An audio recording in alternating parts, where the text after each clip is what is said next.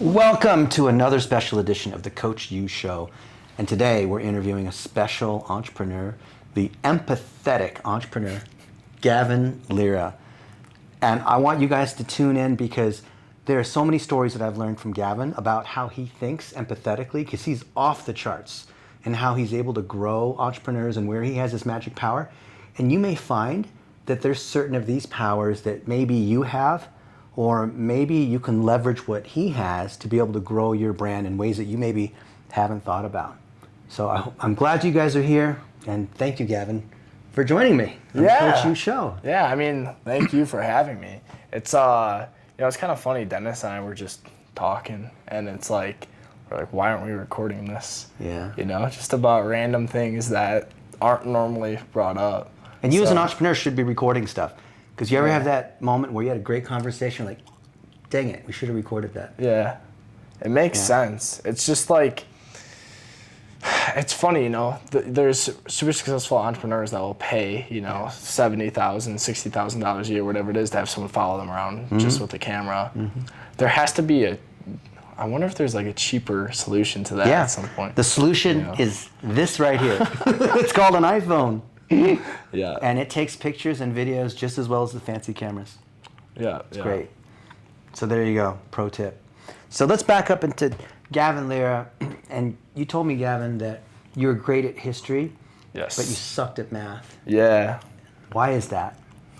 Oh gosh, I think the funny thing is Because you were a nearly straight A student. Yeah, I had like a 3.98 or 9.7 or who knows what it was, but ever since middle school too, you know, except for art in middle school, got like B+, B, whatever. I figured the art teacher hated you. You know what? She liked me. She just hated my art.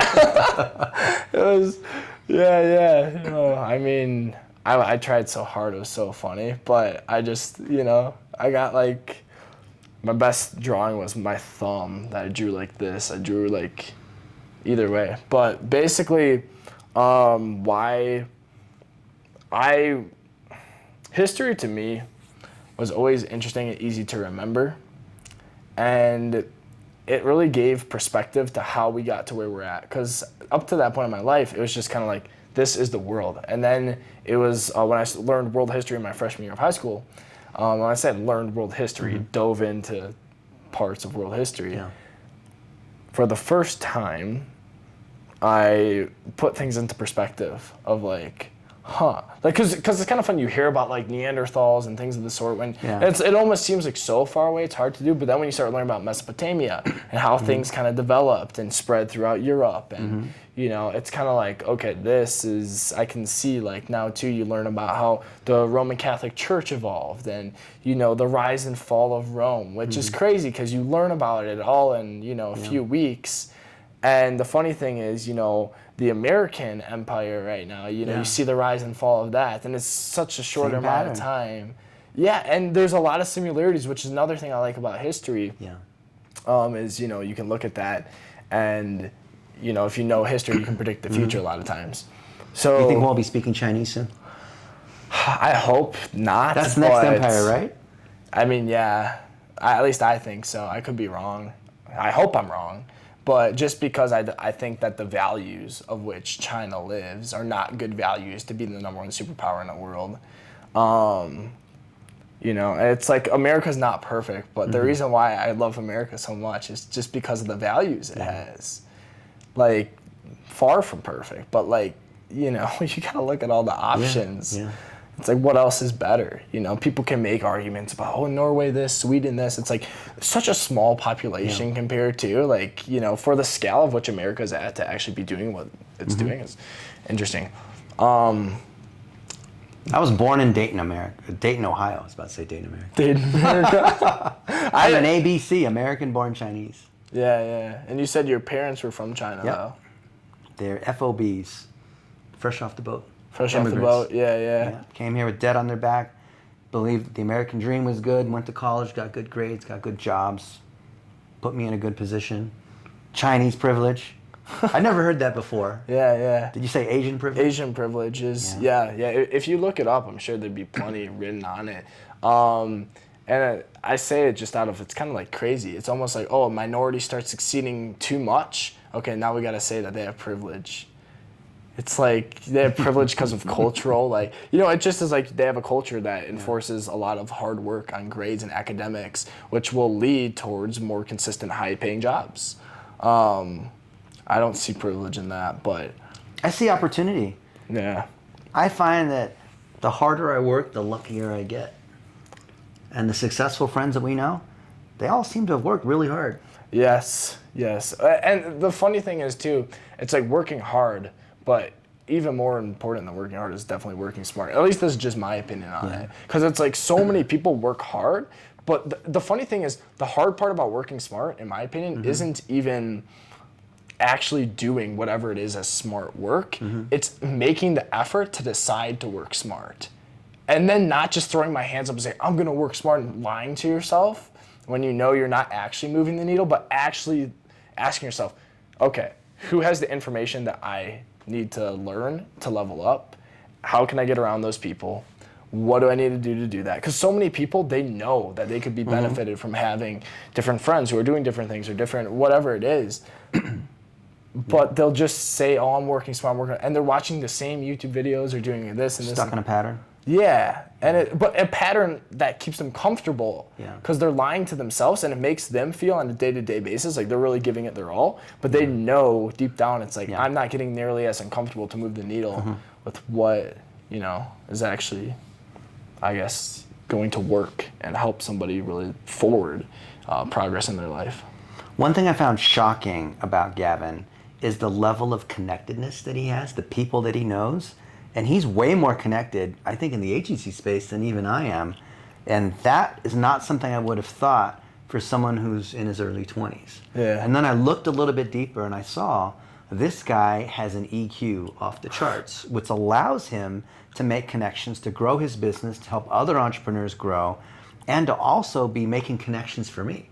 So Gavin sent a ton of messages saying, hey, Dennis, you need to meet so-and-so and so-and-so. You need to meet Dennis and all this. Yeah. And I'm like, wow, this is incredible. So I want you guys to tap into what it is that he's doing to be able to build connections so easily. What is that?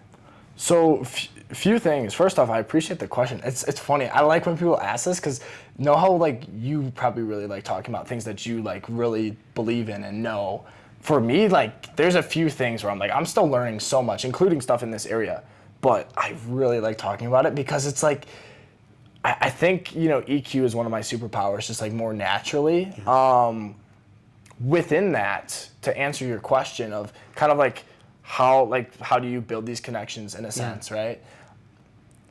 Because you had to start out with no connections. Yeah. Like a lot of us, Yes. they'll come to me and say, well, Dennis, it's, you know, you have all these connections, so of course you can talk to so-and-so because you know this other person who can make an intro. But what if you're starting where you don't know anybody? And then how did you so quickly go to seemingly knowing everybody in this whole influencer, entrepreneur, get blue check marks kind of space? Yeah. What's funny is it's such a small circle once you get into the hard part's getting in. But it's actually not hard, is the funny thing. It's pretty easy. Well, once you're in, it's easy to say that. It was easy for me to get in. And what I mean by that is, okay, and maybe this is back to some like natural sense, but what I would do is I learned a few skills. One of the skills I learned at the time was how to grow Instagram accounts. And this is back in like 2018, 2019. It was a lot easier. And you know, this would even include like using bots to like leave likes and comments and like follows and unfollows and these different things, but it would really work and it could grow accounts like in a very targeted manner where people would be engaging on their stuff, etc. And it would just work so consistently, and since a lot of it was software related, it was really easy to replicate for other people. And a lot of people didn't know about it at the time, and I knew about it. So whenever I know about stuff that people, there's like typically a few things that you'll know, and what I would do is I would approach every relationship I would have, like literally from the moment I started, and by the way, the first person I actually connected with, like business-wise, shout out Spencer X. Smith, that's his name. He runs a marketing agency in Madison, Wisconsin, and super awesome dude. I literally cold called I was in high school. Oh, that takes guts. Well, but that's the thing is if you want results, then 99% of people don't have. You have to be willing to do what 99% of people won't do. Right. So it's like, the funny thing is, as young people especially, and I mean really anyone, they can sense ambition. If you I literally cold called them, but here's the difference. I didn't say, hey Spencer, you know, I'm in high school, I'd love to pick your brain. Yeah. It's like the worst. Like, can I just pick your brain? Like, my brain's already bloody, dude. Yeah. Too much picking going on. Exactly. And it's like, so what'd you say? It's such a draining statement. Basically, I said, like, hey Spencer, this is Gavin. Like, I actually got his voicemail because he didn't pick up. I was like, just wanted to leave you a message. Like, I was calling you. You know, I'm a student at Lake Mills High School, but you know, I heard about you from my business teacher. Actually said something about him, like just because he spoke somewhere or something. Yeah. And I was like, I heard about you from my class, and you know, I started my own firm, and I would love to connect. And however, I don't just want to like talk and, you know, take from you. I actually know a strategy on how to grow on Instagram that I can tell by looking at your Instagram you're not currently using. I'd be happy to share this with you because I'm sure not only would it benefit you, but it would also benefit your clients. Right. So literally from that, we got, he called me back like 10 minutes later and was like, hey, Gavin, what's up, man? I was like, oh, hey, I'm so nervous at this point too. You know, I'm like senior in high school, but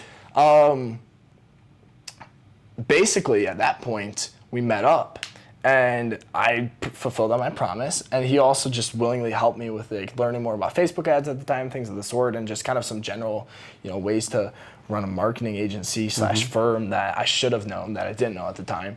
And you know, just built out that relationship by providing value and something like not value me, because people always say like, oh well, what can I do to help? And it's like, I've been guilty of that before too, because sometimes I want to help and I'm just like, I don't know what. But the more you can actually figure out what to do for somebody, that's so much more valuable, because now you're leading. And so I think the cool thing is, of course, it takes EQ to sit down and like connect with someone, actively listen, like hear, but it doesn't take EQ. Well, maybe it does, but not nearly as much to figure out a skill and then to be able to find how you could help someone with that skill. Like one thing, and if anyone, you know, if you know you're watching this and you might want it, is, you know, press releases, for example, can help someone get featured in, you know, Fox, ABC, NBC related sites. That's valuable. Exactly. So, who wouldn't want that? And the reason why it's valuable is because you can put that on your website once and help its conversion rate from every point moving forward. As seen on. Exactly. And it can cost somebody, you know, like $40 to $20 depending on how many press release credits you buy, but so many people don't know about it. That's something that I've used to just help people out too, and again, provide value for them and show them how to do that instead of you know, just always taking. And it depends on who you're talking to and who you show stuff like that too, but that was step one. Is always to be thinking about what you can do for somebody else instead of what you can get from it. And of course, so key. It is. And especially if you have a skill like that to get people featured, right? Think about what your skill is. Yeah, and if you don't know a skill, who knows skills? And how can you figure out just a way to, because there is value in a friendship, right? And however, a lot of people, you know, that's just like a harder path to like, it takes more time, things of the sort. I'm not saying I mean, if you can do it, great. But my point is like, do whatever it takes to get like around somebody who will at least help you learn the first skill. And once you learn that, you can leverage it out. And ideally, it's a skill that doesn't take you a ton of time to do, but it's still very valuable for someone else. Because that way, you don't have to meet one person and spend 5 days, you know, doing whatever it is that you talked about. Because if it takes 5 days to do for you teaching it to them is not going to be very valuable. Right. Because they're not going to do it, you know, because it takes 5 days. Yeah. So that's why it's also good too if you have even like a pre-recorded training that you can share with someone. Like, and again, not a whole SOP of all these different things, which can be really good for some people, but a 10-minute video that explains how to do it, because that something short. Exactly, that still provides a good amount of value. So I'm always looking at like, what are these things that I have that don't take me a lot of time to do, that a lot of people don't know about, that are really like still value driven. Gavin's hacks. Yeah, honestly, in a sense, like the stuff we recorded other videos on, how to get PR using Fiverr. That's true. Another video to go check out. That's true. That is a very, very valuable video. Like stuff that I've never seen content on it before, but you should charge for that. We could, honestly. I mean, I've paid plenty to learn a lot of those lessons, ironically. But, I mean, either way, I could go into that. But basically, so, because the way I approach things, too, is, of course, we all want something out of stuff. People who say, like, oh, I give with, like, no expectation. Like, I don't have an expectation, but, like, we all actually do have an expectation, if that makes sense. Like, we wouldn't be doing a whole bunch of stuff if we didn't think it was going to better our lives in some manner. However, my expectation that I go into stuff with is, like, I'm just going to, like, help this person out. And I know that if I just help enough people out, it's going to be good for my life. If I help the right people out and am more intentional about putting we talked about The this right before. people. Yeah, not just anybody. Yeah, you really helped me with this actually too recently, to kind of like decipher my scarcity mindset, especially when it's like when you're with people, I think you said that have same goals and similar values. And you spend your time and energy with that. It's not about keeping score or like this or that. And I think for me, well, that's kind of a different topic, but my point is that when you're around the right people, you don't have to worry so much about like getting something, because you can just, if you provide enough value to the like right people, they're just not, they're gonna feel even kind of like uncomfortable just like taking so much without even like, you know, trying to help in a sense. Yeah, exactly. Absolutely, so key. Another thing that Gavin and I were talking about, which I think will be helpful for you, is how do you become a powerful communicator? To speak concisely, to speak clearly. Is it just not having ums and ahs? Is it just having complete sentences when you speak? Because wouldn't you agree that having strong communication skills are a make or break for an entrepreneur? What's funny is I used to think about what is the number one most important skill to develop. I'm not sure if this is my answer yet, but I think as of right now it's communication. And that's what most successful leaders will say. There's a lot of people who have great skills and a lot of folks who have more skills than us, and we can hire those people. But leadership, think about the best leaders ever. All of them were strong communicators that had such empathy, such force, such oratorical skill, such ability to move people emotionally that other people would follow them. Other people would sign up. Other people would buy their products, whatever it was, is that they could motivate people. Maybe it's being able to speak on stage, communicate clearly in a podcast, write an interesting article, make a TikTok video that goes viral. But either way, we'd have to agree that communication skills are probably the make or break factor in a successful entrepreneur. And the funny thing is, we can think about it on the front end of communication too, like how to get someone to buy something. But even on the back end of communication is just as much about, if not more, about listening than it is about talking, right? Yeah. So it's like, when you look at business, at least this is my opinion, in the long term, the number one business strategy is to have a really amazing product or service. And it's not like you hear the thing about like build and it'll come, which is partially true. Like clearly you still have to be feeding, and it's like if you have something really great, you'll get more referrals, you'll grow faster from word of mouth, but you still need to, at least in my opinion, like, I don't know, I just see some people who just focus on building something, and it's like you have to, especially in the beginning, I feel like balance it. But when you communicate and you listen, it allows you to actually build something really cool and provide, like, and kind of back to, either way, I'll stop there because I think you might have something to say on that, but I think that's the other really key part of communication, is taking that feedback and being able to then communicate that to other people back on the front end, on the team, and how you can basically figure out how to make something better for the people you're serving. I think the most powerful part of being a great communicator is active listening. Ironically, it's not how well you can say the words, it's how clearly you're listening, which is what causes people to believe that they're cared for, which is also part of empathy, which is why Gavin called his firm the empathy firm, as if he's selling empathy. Can I get an extra large order of empathy? I'll have 2 of those, please. Yeah, you might cry if you get 2. And a side of integrity, and also can I get a... That's our sister company. But seriously, the idea of empathy and active listening and that being so key to communication, other people who might not have the charisma that you have, how would they get that? Or let's back up a step. How do you develop charisma like what you have? Or is it even possible to have charisma? Yeah. Or build charisma, right? What's interesting is Man, it's interesting as this. I'll be very transparent.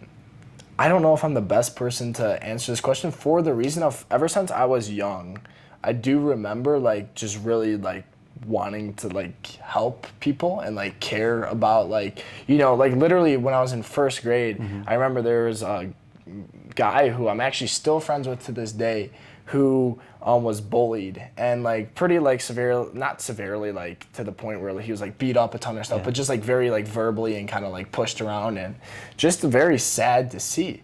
And it's like I just always remember like wanting to help those people, and I think it comes from then the more charisma part of it comes from a genuine want to like help, if that makes sense. Like I'm actually not the greatest verbal communicator or things of the sort, and I'm working on becoming more concise, using less ums and ahs and things of the sort, because that does make a difference. Yep. On cue. I listen for those. I always hear them. I won't say anything though. Yeah. I hear every single one of them. Yeah, your when people detector's talk. beeping each time. Yeah. It's hilarious. Silently being judged in a good way, though. You know, this is back to your environment and circle. Like when you're in circles with people who are different steps above you in different parts, you can help each other with those things. Like you're way better at me than doing that, and that's something I appreciate because I want to get better at it. So it's like the hack is your environment. If you can just hang around people that are already better with it, you level up so much quicker. There's the hack right there. It really is the hack to everything. So the real hack is if you want to become more empathetic, go hang out with a bunch of empathetic people.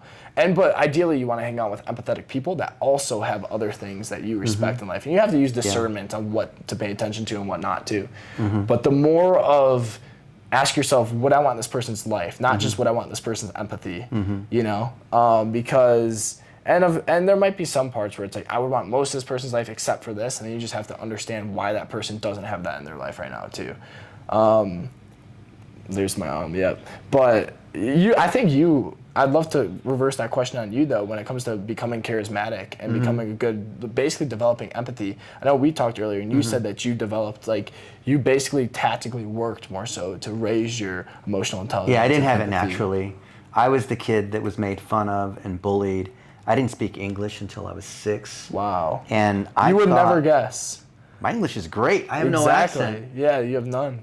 But I thought, and for those of you who have known me for a long time, like 30 years ago, I was such a dork. I had no friends. I literally would just hang out at the library on weekends too. And I thought to myself in high school, I'm never going to have any friends. Yeah. Because I'm just a loser. And other people just naturally have this charisma. They just know how to be around other people and they're cool. And when I'm around, it's awkward and I don't know what to say and just I'm never going to get there. So I'll just be content to be a loser for the rest of my life. Maybe I'll be a great engineer, a mathematician, a surgeon, something like that. Maybe a great piano player like the other Asians, right? And that was really sad because I thought there was such a gap between me and people like Gavin.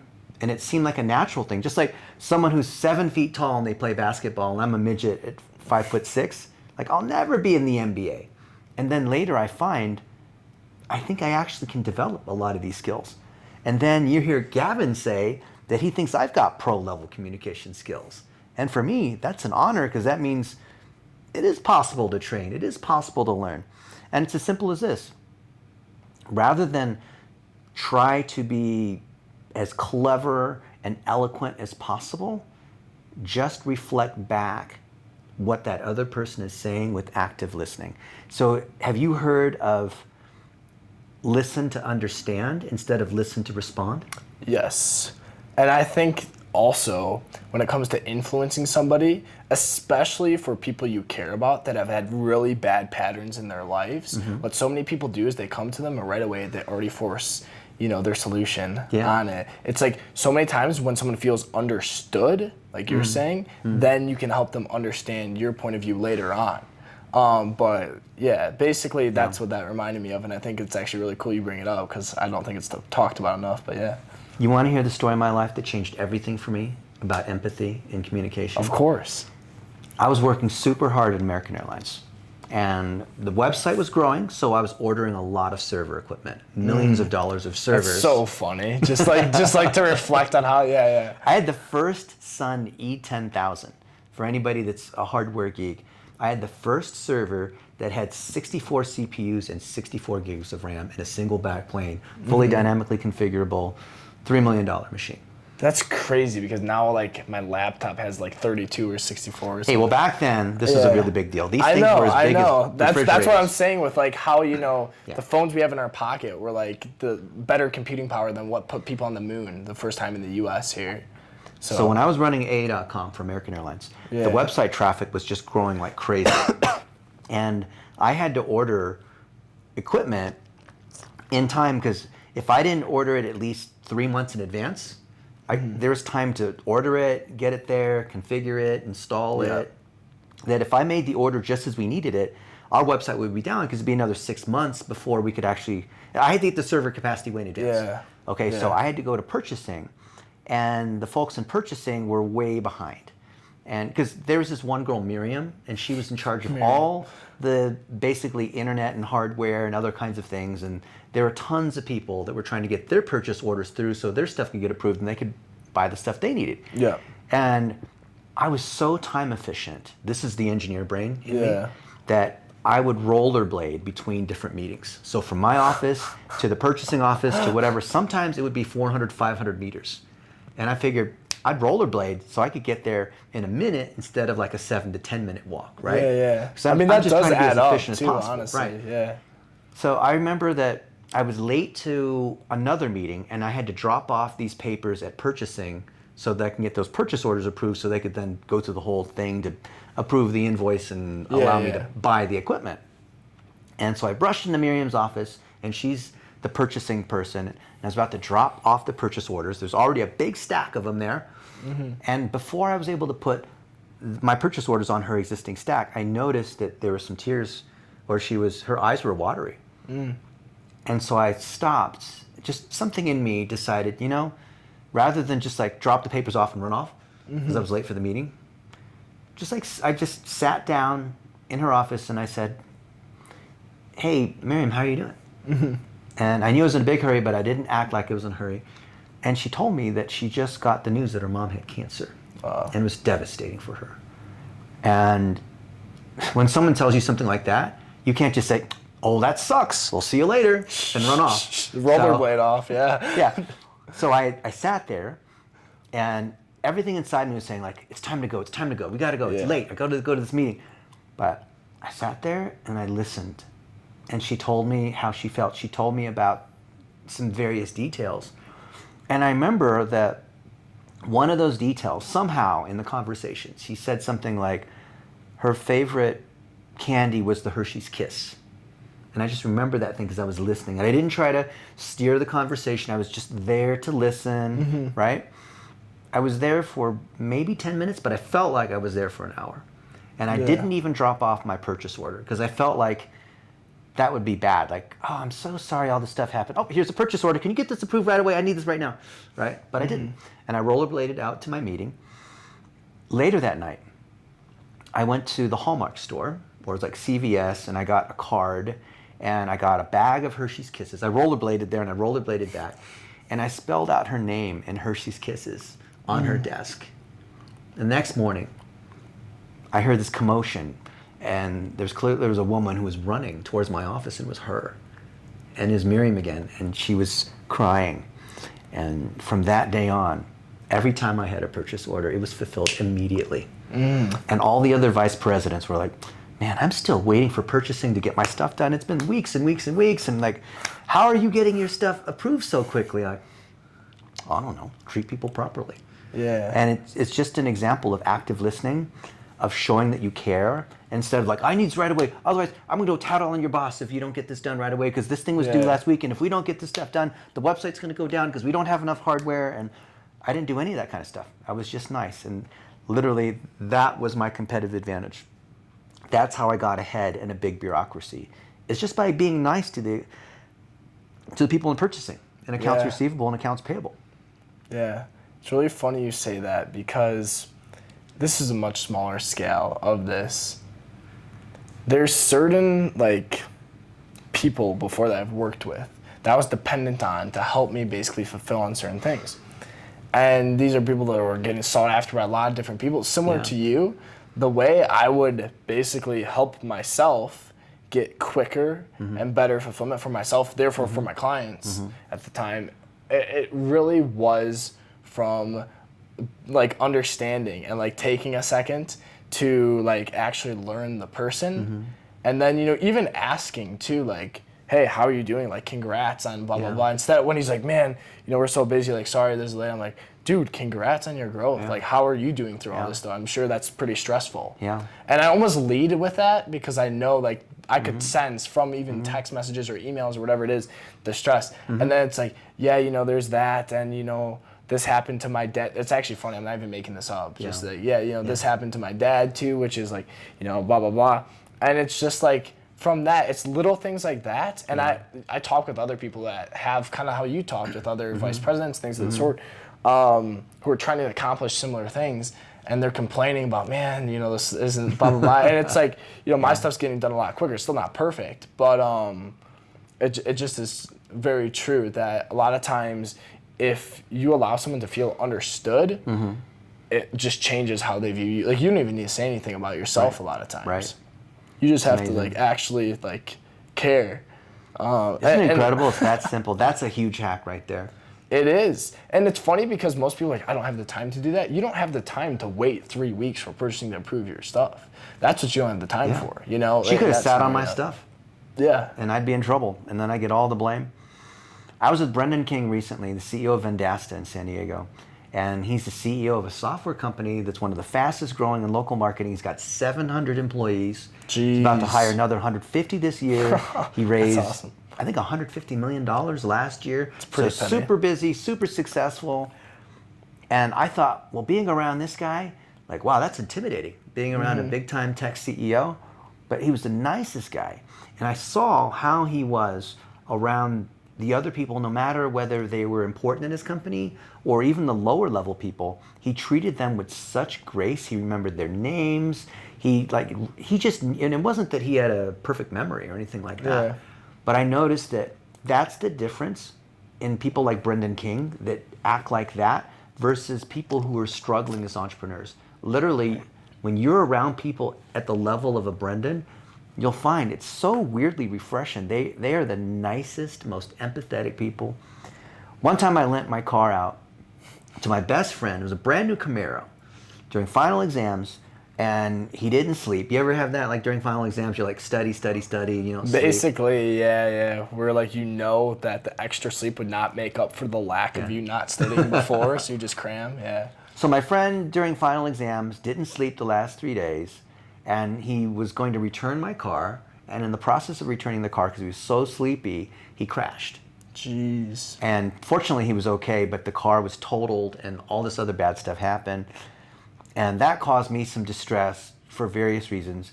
And one of my professors was the chairman of Allstate Insurance. And I said, oh, Dick, his name's Dick Hayen. I'm not feeling well for the exam that's tomorrow because this whole thing happened and I had to go out there into the junkyard and deal with all this, and I was making all these excuses because I was under a ton of pressure. Plus, if I didn't maintain at least a 3.75 GPA, I'd lose my full scholarship. So that kind of thing. And Dick Hayen was the nicest guy. He said, don't even worry about it. Would you like to take the exam next week maybe? Take your time. Yeah.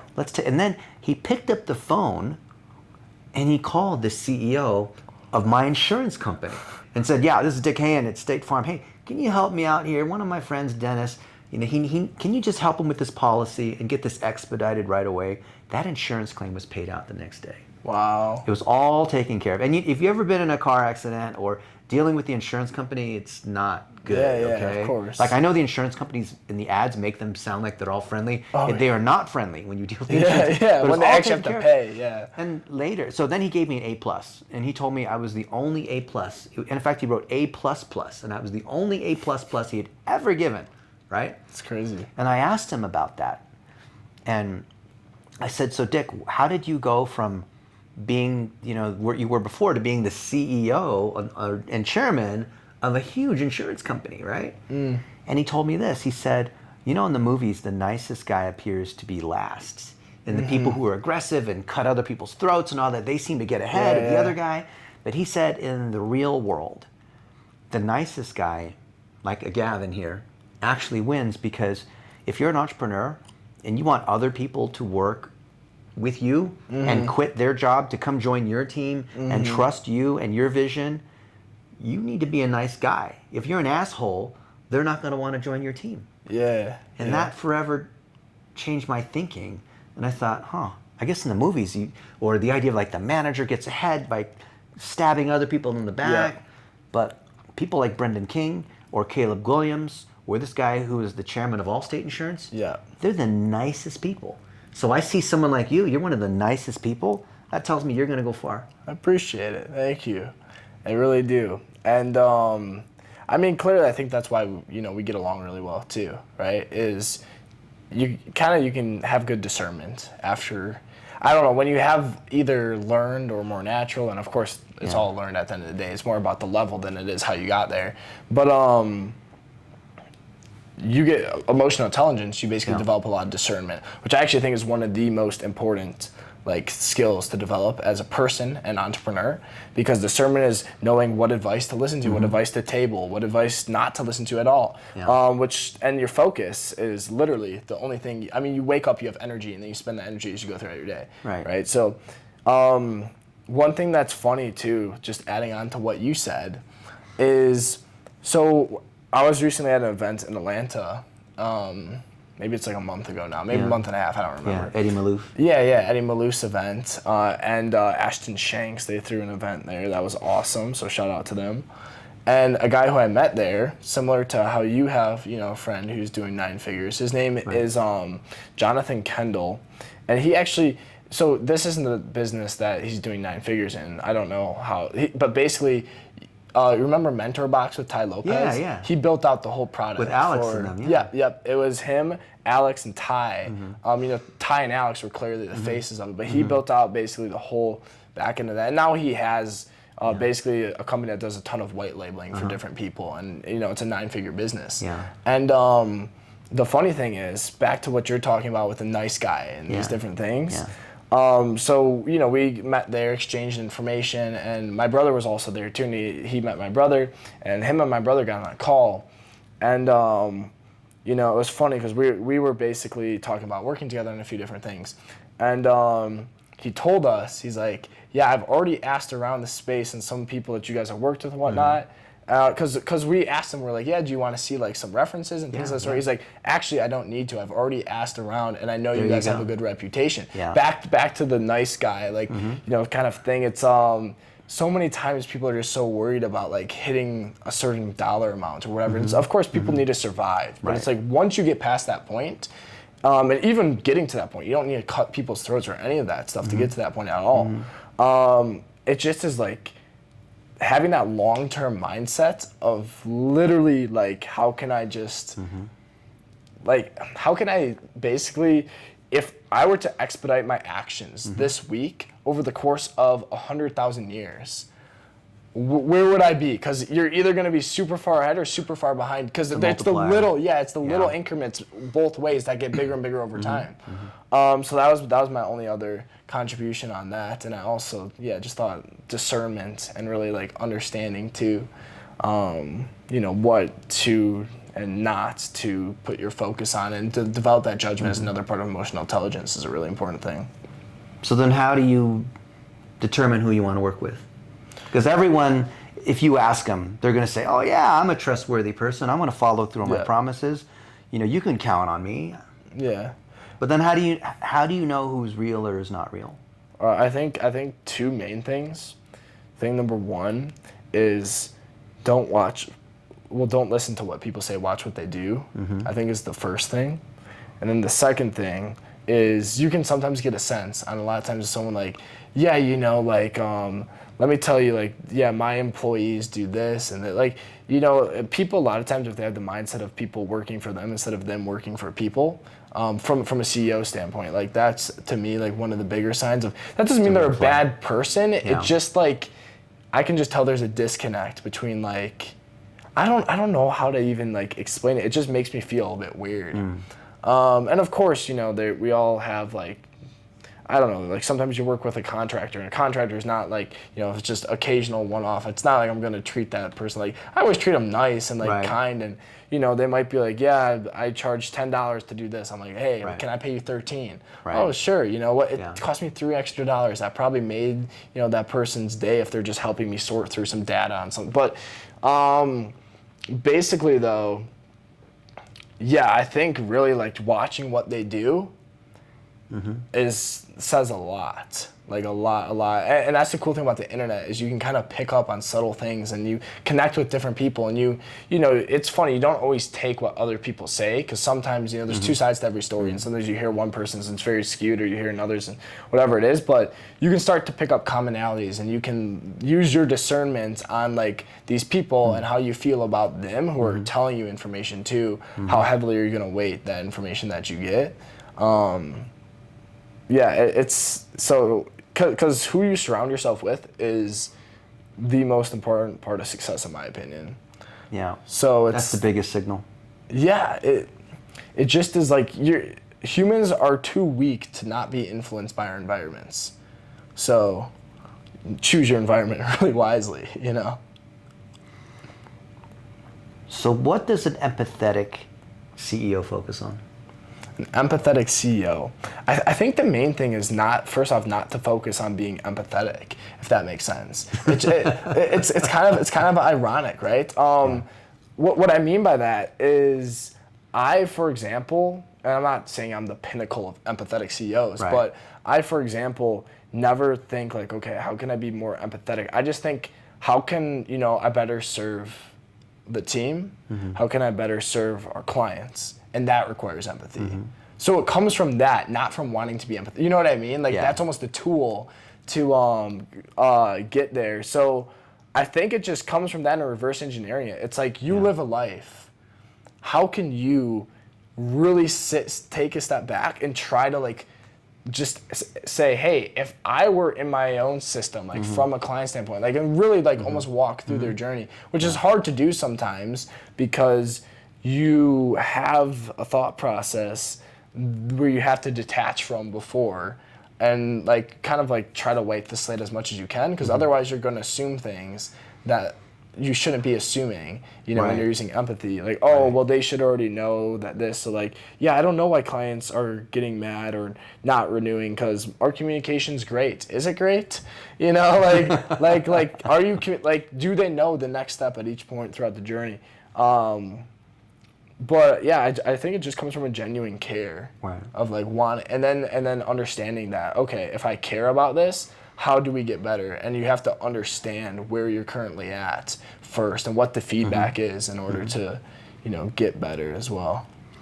Every great entrepreneur has a clear why, a mission that's bigger than them. What's yours?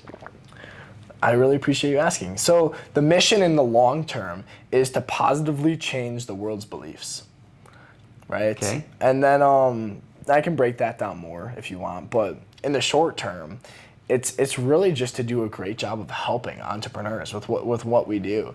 It's like literally, we have all 5-star reviews on Google, which eventually we won't get one, which is kind of a sad reality, of like if we are to extrapolate things by 10,000 years. It looks more real too. If you have at least one 4-star. That's true. Maybe I'll go leave a 4-star for you. I'll cry. I'm just kidding. But basically, my point is, in the short term, is to really help the people we serve and help the people on our team all level up. And it's almost to be an example, even more so, of what is possible in business. Like it doesn't have to be this thing that people hate. Like you can do like more boring things even and have a really cool like life because of how you're improving and how you're viewing like your progress and development in the team. And then for our clients, clearly we're trying to help them progress and develop as well, but by helping them with the deliverables we talked about and other things too. But the long term is to positively change the world's beliefs. Short term is really just to do a great job of what we do. It's almost just like falling in love with the game and wanting to level up the people we work with in our team and outside of our team that pay us money to help them. So if you want to really change the world's beliefs, why not start a religion? Why not start a religion? Well, I mean, you could change the world's beliefs, but I think the highest frequency, and I think what always wins in the end, is the truth. If I were to go start a religion and try to get people to follow me or whatever, like, it might be something where it's like, yeah, this is good, but it's like, because you study Catholicism or Scientology or Judaism or whatnot, and they all had belief structures Yes. that caused people to change from what they were doing before. Like the Mormons, right? What a fantastic belief system. Who wouldn't want to sign up for that? Yeah. I mean, honestly, I'm not even too familiar with the whole Mormon religion. I have a few friends that I talked about with it once, but it wasn't very in depth. It was just interesting to me. But really, how I view things is that people need to, feel understood before understanding, or basically understanding something. Yeah. And also, people have their guards up to beliefs that counter their current beliefs. So my strategy is almost like a Trojan horse strategy. It's honestly the same strategy that Gary Vaynerchuk has. Yeah. And of course they're different, but similar, not same. Yeah. But his strategy, I don't think people realize it, but of course there's a business. I think he wants to do a lot of like B2C stuff down the line too. He's B to B to C. Yeah. So it's like he's B2B right now with VaynerMedia, but like I really think he wants to have some huge brands that like we all know, just like owning the Jets. Yeah, exactly. That, and I think also too, like I think he's even mentioned this before, but he wants to use Vayner as basically this tool to give his B2C brands a competitive advantage and an engine. Which makes a lot of sense. But he's also building up his personal brand to the point where so many people know him. Yeah. It's like having a free celebrity endorsing all your brands too. Yeah. And because of his personal brand, he gets to have discounted deals with the celebrities that he does business with because they're his friends. The ultimate brand power. There's being vain, and there's being even more vain, which is being vainer.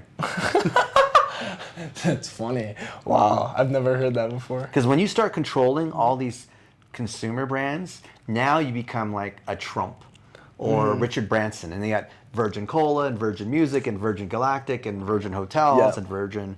That's the next step. Imagine Vayner this and Vayner that. Yeah. Jeff Bezos already has that with Amazon.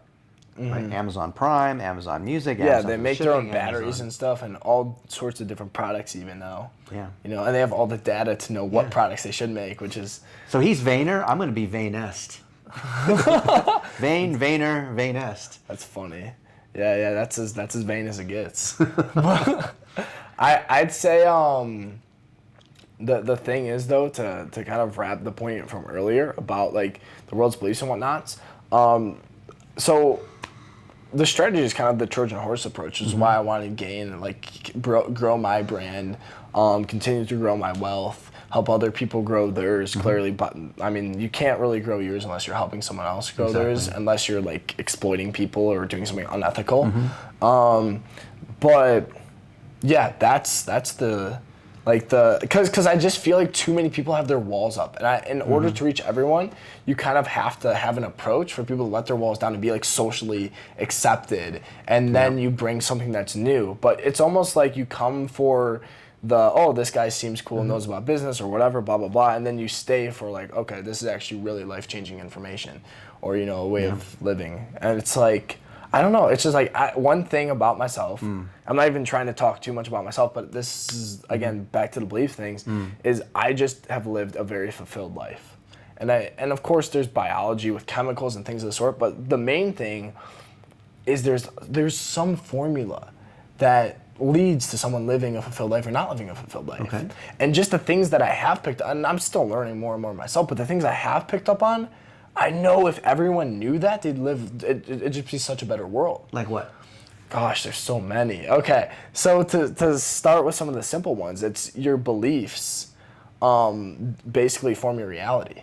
And it sounds so cheesy, right? And this is why it needs to be led with a Trojan horse. Right. Because if you approach with that, people are going to be like, this dude's full of shit. Right. Like, whatever. I've heard that before, yeah. Yeah. But what I mean by this is your beliefs affect your thoughts affect your words affect your actions form your habits, and your habits form your reality. So, we actually, told a story earlier of this guy who had D's, F's, C's at best. This is a great story that's worth being a 1-minute video or 2-minute video by itself. Yeah, it honestly is a great story. Yeah. Because it has so much merit to it. So this guy, had terrible grades throughout school. Terrible. He was doing drugs, skipping class, underage drinking. Pretty much just, you could label him as white trash for the way he was living his life and what he would be labeled as in society. And he promised his mother that he would take the SAT. Even though he did not want to go to college, he knew that, school wasn't for him. Right. He hated the system in a sense, just felt like, screw this. But he decided to take the SAT because he promised his mom he would. Right. And he gets his results back, months later. And it turns out he had one of the, in the top 1 percentile score in the SAT. And everyone is, him and everyone around him is kind of like, holy crap. Yeah. Like, dude, you're really smart. And literally, he's like, I guess I am really smart. Wow, I never thought of this. I never really applied myself before. I always just kind of got mad and just wrote it off, but I never actually really tried and gave it my all. And a lot of times I feel like we don't do that because we're afraid of potentially failing when we do. That's right. But he's like, well, I probably won't fail because I'm so smart, right? So he actually then his senior year really applies himself for the rest of that. Ends up getting, some basically financial aid and I think even a scholarship for his score combined with also his background and he actually did really good his senior year academically. And he goes on to actually do some really cool stuff in his career. That a person with his upbringing and if you saw him living up to that point, you would have never guessed that would have happened. Yeah. And as he's an adult then in his career, he gets a letter. And the letter is from the organization that basically conducts the SATs. And it tells him hey, we just realized that, the year that you took your SAT, we had multiple swap ups of scores. And you actually here's your score. And you had ones flopped or whatever. And his score was I think it was below average, I'm pretty sure, by a good amount. I can't exactly remember. Yeah. But the only thing that changed in his life was his belief about his own intelligence. Yeah. When he got that score, he thought, oh, I am smart. He made an I am statement. Yeah. And literally because his beliefs about himself changed, his reality changed. It's incredible. Because it affects it all down the line. That's the only thing that changed in that whole equation. Literally one thing was his belief about his intelligence. And that affected the whole rest of his life and turned him into someone who would have been good at school, Would it be wrong then to change the test scores of your friends to be straight A's so they could have that same effect too? I mean, if I could do that for someone on an ACT or SAT or something like that, I would. Yeah, if I could, just because the funny thing is I know all of them would have a more successful on paper life, literally just because of that. Because they would think higher of this, shit, I must be smart. I didn't realize I was this smart. But you heard the merit about giving everybody A's all the time in attendance awards and how positive belief will cause them to win. Do you think there's a limit to that, or is that just generally true? So the thing about it is this. I think that if someone tries something and they basically always are getting grade A, and they try and whatever. It's funny, I actually think that grades in school, we had 3 valedictorians or something. There should only be 1. Yeah. You know what I mean? So it's and the grade before me I think had 8. And this is in a class of 100 people. That's some inflation. Well, exactly, and that's what I mean. I think Everyone wins first place. But so my point is this: when that happens, and don't get me wrong, all those people worked very hard. But it's when that happens, it's almost like if everything is black, then there's no contrast to white, and if everything's white, there's no contrast to black. So it's if everything's so easy, then there's no contrast to what actually is meaningful and what isn't.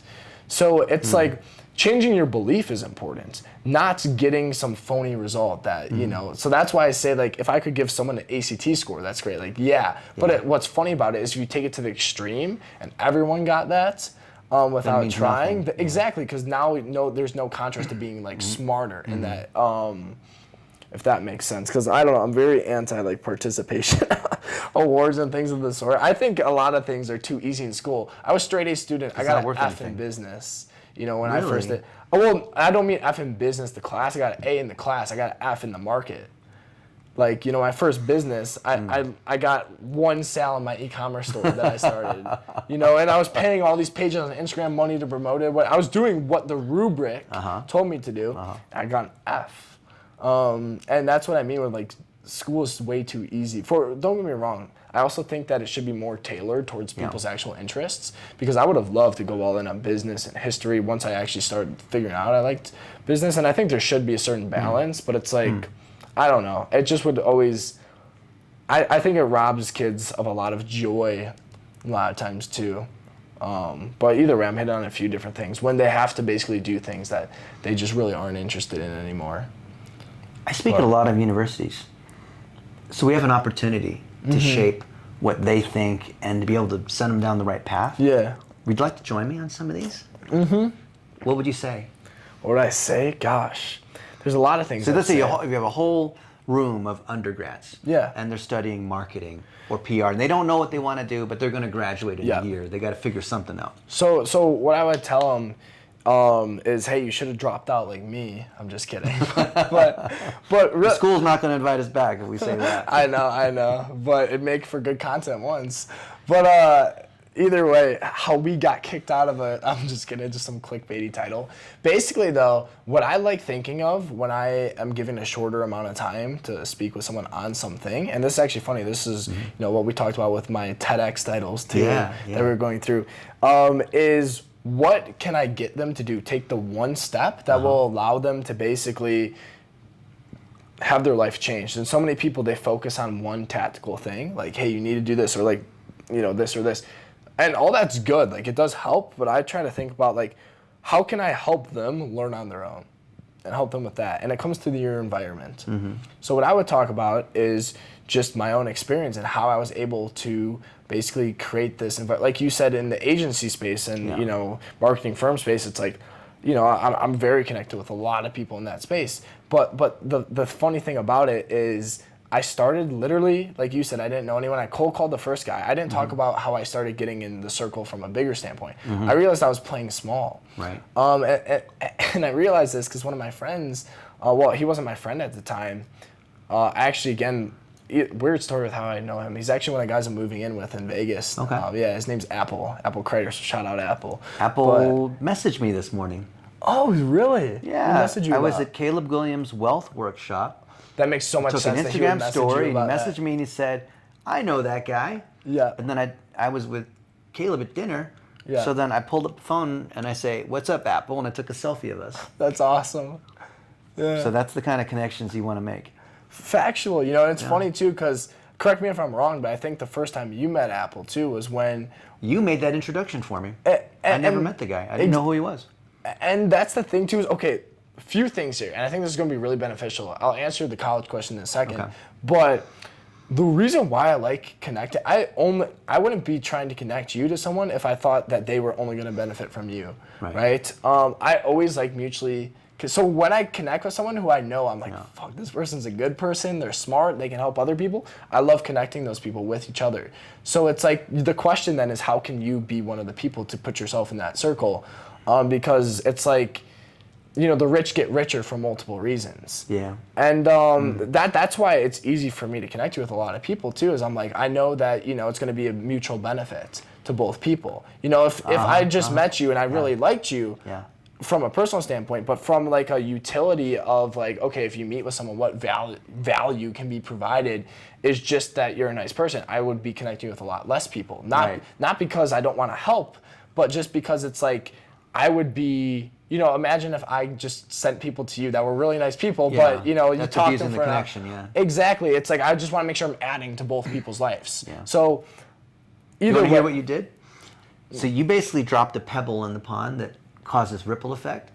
So because I was able to meet Apple, and then Apple saw, because then we connected on Instagram, so then he saw my story with Caleb, and Caleb knows that Apple manages Graham Stephan. Yeah. Well, Jack. Jack. Yeah, he works with Graham Stephan though. But anyway, there's a connection with Graham Stephan. Yeah. And Caleb Williams is also a financial influencer about wealth and insurance and things like that. Yeah.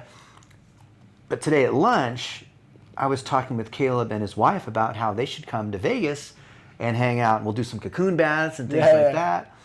And after Apple messaged me and then I messaged him back, we decided we're all going to meet in Vegas and we'll hang out and have some Korean barbecue and whatnot. And you're moving to Vegas in a week. Yep. So how awesome is it that you made this connection without realizing that 4 steps later it would bring all of us together into Vegas? Yeah, that's so that funny. he would move from Wisconsin to Vegas in a week from now. Yeah. It's crazy, and that's the funny thing too, is once you kind of, I'm not trying to, again, make myself sound bigger than I am. But you prepared a soft landing. So it's not like you're just going to Vegas and now you got to build connections. So Gavin, consciously or subconsciously, is building connections so that in his mind, he knows he's moving to Vegas, so he's already attracting all these other people to make Vegas a great place for him. Yeah, it's I wanted to move for a few different reasons, but definitely I think the biggest one is just the people. Because literally every decision that's happened on this earth is people. And you can make an argument, well, AI actually makes, who made the AI?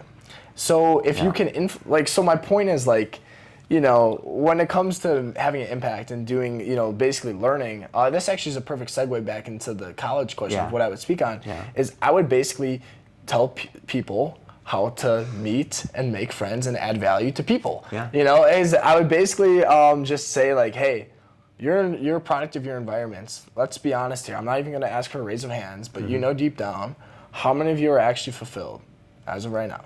It's probably not a lot. And then from that, it's how many of you actually feel strongly about what you're doing, or how many of you kind of, and I wouldn't even ask for raise of hands, just be deep down. We know the answer. And the thing is, though, the proper environment is literally, I'm not trying to make it sound like a magic pill, but it is. Because if you're around 5 people every single day, let's take this to the extreme, right? Let's say you're only around 5 people that are, let's say they all have 9-figure businesses, hypothetically. They all are excelling in their spiritual life. They all work out consistently. They all, whatever it is that you want, you have to kind of figure out what you want. But even if you don't know, it's not going to hurt you to just meet more people and kind of use discernment to kind of learn along your path. But if you're around that environment, you're going to be the 6th if there's 5 like that. Now, if you're around 5 drug dealers and people who are in and out of prison every 6 months, then you're going to be the 6th. True. So unless, of course, you make a conscious effort to change that, so what I would talk about is basically my experience with how I started a podcast and the Apple, to kind of bring things full circle here. I actually saw him when I was in a business class. I was a sophomore or junior in high school. I think I was a junior. I saw him, he made personal finance videos, and my business teacher's husband met him at a networking event, met Apple at a networking event about real estate in Madison, and then told my business teacher, who was his wife, about this guy, with dyed hair who makes these YouTube videos. And then she watched it in personal finance, was I should play this in the personal finance class. And then that's how I saw it. I was and I literally I should connect with that guy someday, because I'm he's also thinking about things differently as a younger person. And then I just thought about him one day, and I went to his Instagram, and I saw he was interviewing all these entrepreneurs that were verified with hundreds of thousands of followers. And I'm how is he doing this? So then, I basically met up with him. We helped each other out. And my point is, I started a podcast, and you can literally just reach so many people and build digital proximity, which, especially if you don't have a lot of money, is a lot easier to do than physical in the beginning. And it's your goal is to eventually make things physical, but that sounds good. But if I were to start a podcast, I'm going to reach out to these people who are super influential, I would chicken out. I'd be scared. I wouldn't know what to say. I'd be afraid that even if they said yes, it would be a disaster trying to interview them. Because they're this big, important person, and I'm going to be a terrible host and ask dumb questions, and it's just going to be really bad. How do you overcome that? Yeah, well, few things. I mean, first off, of course, it's a limiting belief. Pretty much all beliefs that don't benefit us that we tell ourselves are. Right. But for me, first off, who has a podcast that is excelling, right? I would ask myself that question, and who's interviewing these people?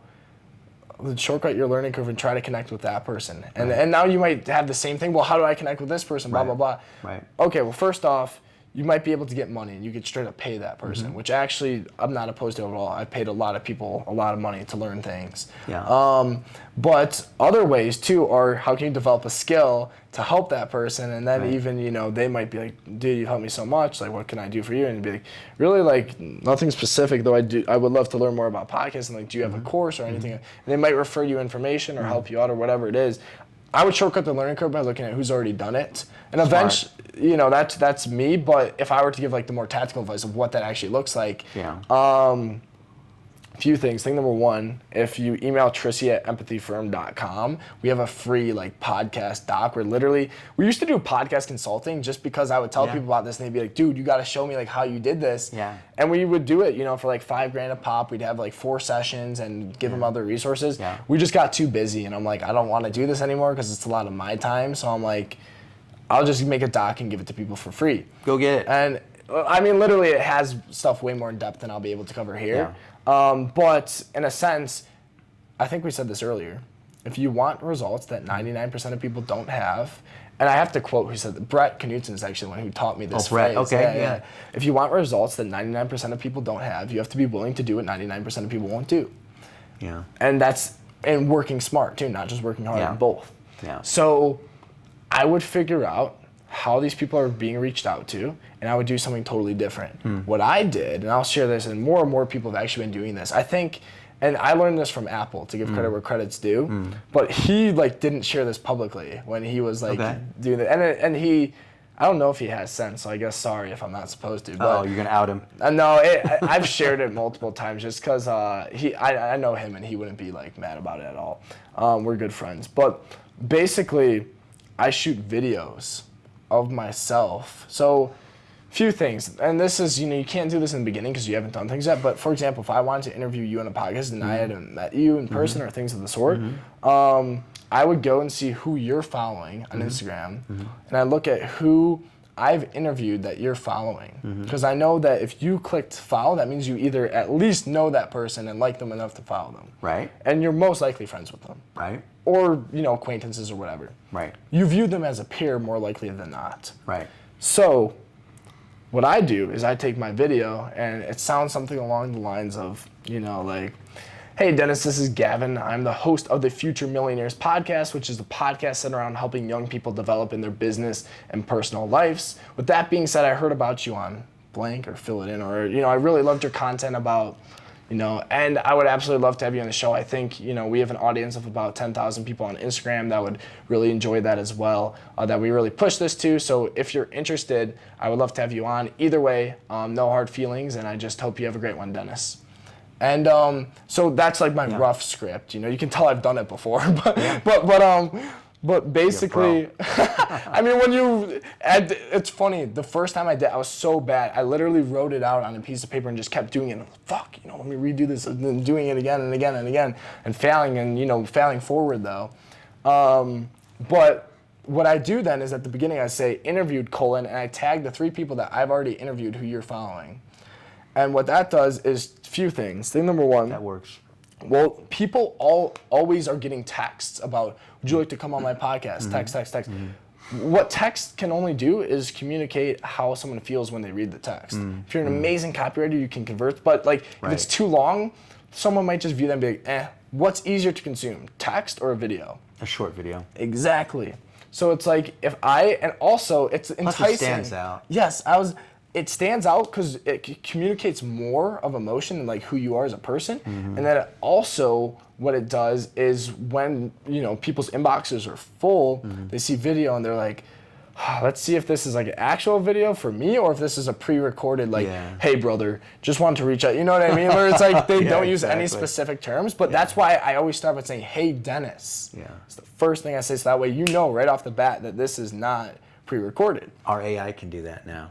Oh man, that's crazy. I mean, so if you've got a DM for me up to this point, it wasn't pre-recorded. We'll see about once the AI. I'm just kidding, but basically though, we'll send that DM, and as soon as someone does that, and they see, like, of course, not 100% of people do this, but my like booking rate was crazy successful for like that strategy.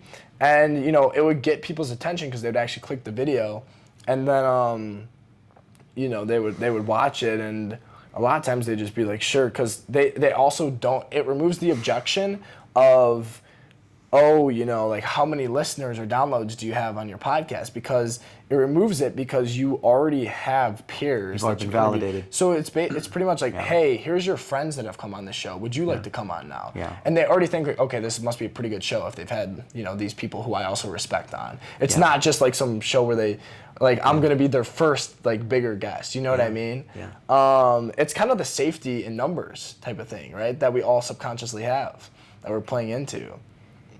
But yeah, and then just really like, so, but my point is this, people might start doing this more and more now because marketers are in everything, right? So it's not a matter of when, it's not a matter of if, it's a matter of when this is going to become less effective. So it's just using the same principles though of how can you like think, how can I stick out? And like, because what does that do for someone? They know it's personalized. Right, you're basically leveraging to their you know peers to validate that you know this podcast would be good enough for them to come on as well. You're showcasing your emotion. You're doing all these things. So it's like, and when I say your emotion, I mean just you as a person instead of just text. So it's like, how can you take those principles and do stuff differently even from that? You know, like because though it's the principles that translate from it, not the actual act. The actual act is what forms the principles, but the principles can be communicated in other ways too. Well, just because you put in the effort to personalize is enough for someone, me or 10 times, 1,000 times bigger than me to want to pay attention, right?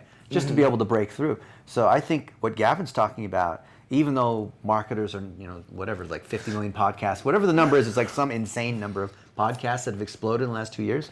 I believe that this tactic still will work for years. Oh yeah. It will, because I've been saying it, but for every like 100 people that hear it, only one of them's gonna do it. Not even that. You know, so yeah, you're totally right. Because then you have to start a podcast and this and that, and so many times we have. You know what? I gotta give credit where credit's due. Mike Posner is the dude who I heard this from. He said that a lot of times our reasons are excuses with fancy suits on. Excuses with fancy suits on. I like that. I love it because so many people give reasons for why they can't start a podcast. The reasons, and I have the same thing. You know, I give reasons for why I don't put out as much content as I should and things of this sort.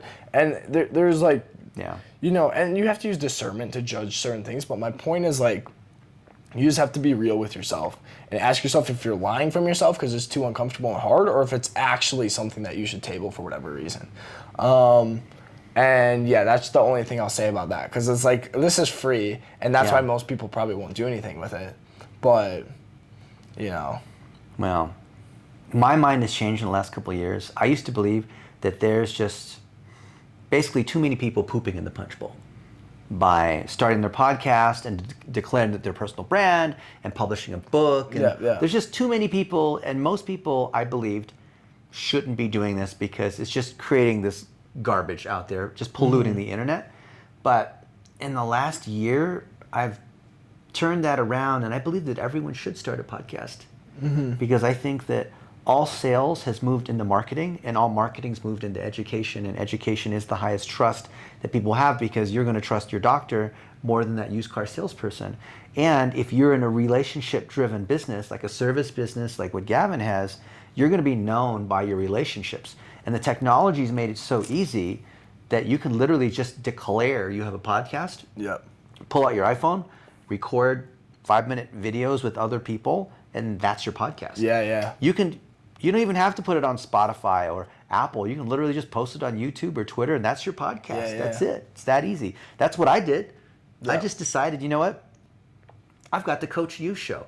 And it was Colin Wayne Ehrman who told me this. I visited him in Alabama. I flew into Huntsville, Alabama, and saw his crazy facility. He's the world's largest manufacturer of home decor items, like these metal plates, and he's grown this thing to this crazy 9-figure business, like him and Josh Snow. Awesome. Oh yeah. And he's told me, like, Dennis, you should have a podcast. Like, excuse. No, you should have a podcast. Well, I don't know what to call it. And he said, you should call it the Coach Yu show. I'm like, that's a good idea. So now I think everyone should do that because it's so easy. It costs you nothing. You don't have to hire up all these teams. You don't Yeah. need all the fancy software. Just literally like Descript and Transistor and a couple, Yeah. like WordPress, and you're good to go. And literally, the cool thing about a podcast too is it's just a relationship building tool. Like you not only provide, and it's funny, for every like one comment or one person who DMs you says like, man, this is really impactful or whatever, there's at least 10 that didn't. And so it's like, not only do you really help people out, even if it's a smaller audience, but it's like, it's such a powerful tool for building relationships. Totally. That's the thing about, that's literally one of the main reasons. I was very transparent with why I started for 3 reasons. It was to get education that I didn't have, that I wanted to have, to share that education with others, and to build the relationships on the back end with the people who had this education. It's incredible. It does all those things. So I've been working, you can't tell, but I've been working on my health. And I wanted to spend some time with the nation's leading cardiologist, Dr. Philip Ovadia. And I don't think I could even pay for this guy's time. I mean, he's done something crazy like 5,000 heart surgeries or whatnot, right? And he's just super knowledgeable about metabolism, the heart, and all this kind of stuff. So then I said, hey, would you like to be on my podcast? And he said, oh, yeah, sure. And so we had this 90-minute podcast. And just like you said, I just asked him all these questions. Yeah. I just literally used that as like this awesome one-on-one time that happened to be recorded. Then I put it out there on YouTube, and I used our software and some VAs, which cost me like nothing, to put it out there as tweets and Facebook things and other things just to honor him, like tagging him, so he knew that I at least put in the effort to tag him with the different snippets that he has, and plus mention a new book that he has. Yeah. And then he liked it, and I got so much value. I felt like I was stealing from him because I was just basically just asking him all the questions that I wanted. That's the thing too, is these people charge so much for consulting. Yeah, it's like you get like, it's impossible to get a hold of this guy, and then he gave me all this time for free. And then after he saw that I posted about him on LinkedIn and Twitter and whatnot, he reached out to me and said, hey, Dennis, you know what? I'd love to take the next step, and I would like to work with you on your blood, where you get some blood work done. I'll analyze it for you and tell you like what's going on with your blood and give you recommendations. I'm thinking like, am I in the Matrix or something? Yeah. So he already did me this huge favor, and now he's going to be coaching me by being my personal physician and looking at my blood work and things like that. So being able to, I don't want to say milk or take advantage or anything like that, but what Gavin said, you can talk to these other experts, get your questions answered, as long as you honor them and actually share it out there, so it's not only a one-on-one consultation. But the other thing too is that I've seen this with other successful entrepreneurs like Gavin, the way that they are getting more clients, more speaking, more everything, is when you hear these new partners or new deals that come through, they'll all say, Gavin, I saw you on so-and-so's podcast. Seriously, like ask any of your friends of the ones who are successful that have podcasts, where are their new deals coming from, new partners coming from, new clients coming from? Oh, I saw so-and-so on your podcast. Yeah. Crazy. That's the cool thing, is you get to leverage other people's brands to grow yours. And again, you want to do it in a mutually beneficial way because you're introducing them to your audience. But it's like a lot of times you get them to repost it in their story too, things of the sort. He shared my thing today on Twitter. It got 770 likes. I don't know the last time I got 770 likes on Twitter. Yeah, that's a lot of likes for Twitter, especially. I have more followers than he does, but anyway. Yeah, it's a fantastic hack because it's great for them and it's great for you. Yeah, and the funny thing is, if I were to figure out like the dollar cost of all the things that have helped me from, because what I like to do is basically hop on someone with a podcast, and then I already have a way that I know I can help that person because I've done my research beforehand, and then I just offer to help them with it afterwards. They do that, and then sometimes that's honestly kind of like the end of things, to be frank, but. Again, for right now, I'm playing the long game. So, I'll probably bump into them in person in 3 years or whatever it is. And it's like, oh, what's up? And they already know who I am and remember me because of that. But seriously. And people will forget exactly what you said to them. They'll forget even your name, but they won't forget how you made them feel. That's true. Who said that? I don't know, but I've heard it before. And I really, really remembered that. And I was just like, it's so true. So it's like, if you can make people feel good when they're on your show and help them afterwards, like, you're just leaving a really good impression too for the long term. Again, if you were to extrapolate someone by 100,000 years, and how are your decisions that you're making like actually going to be impacting things as they get bigger and bigger over time?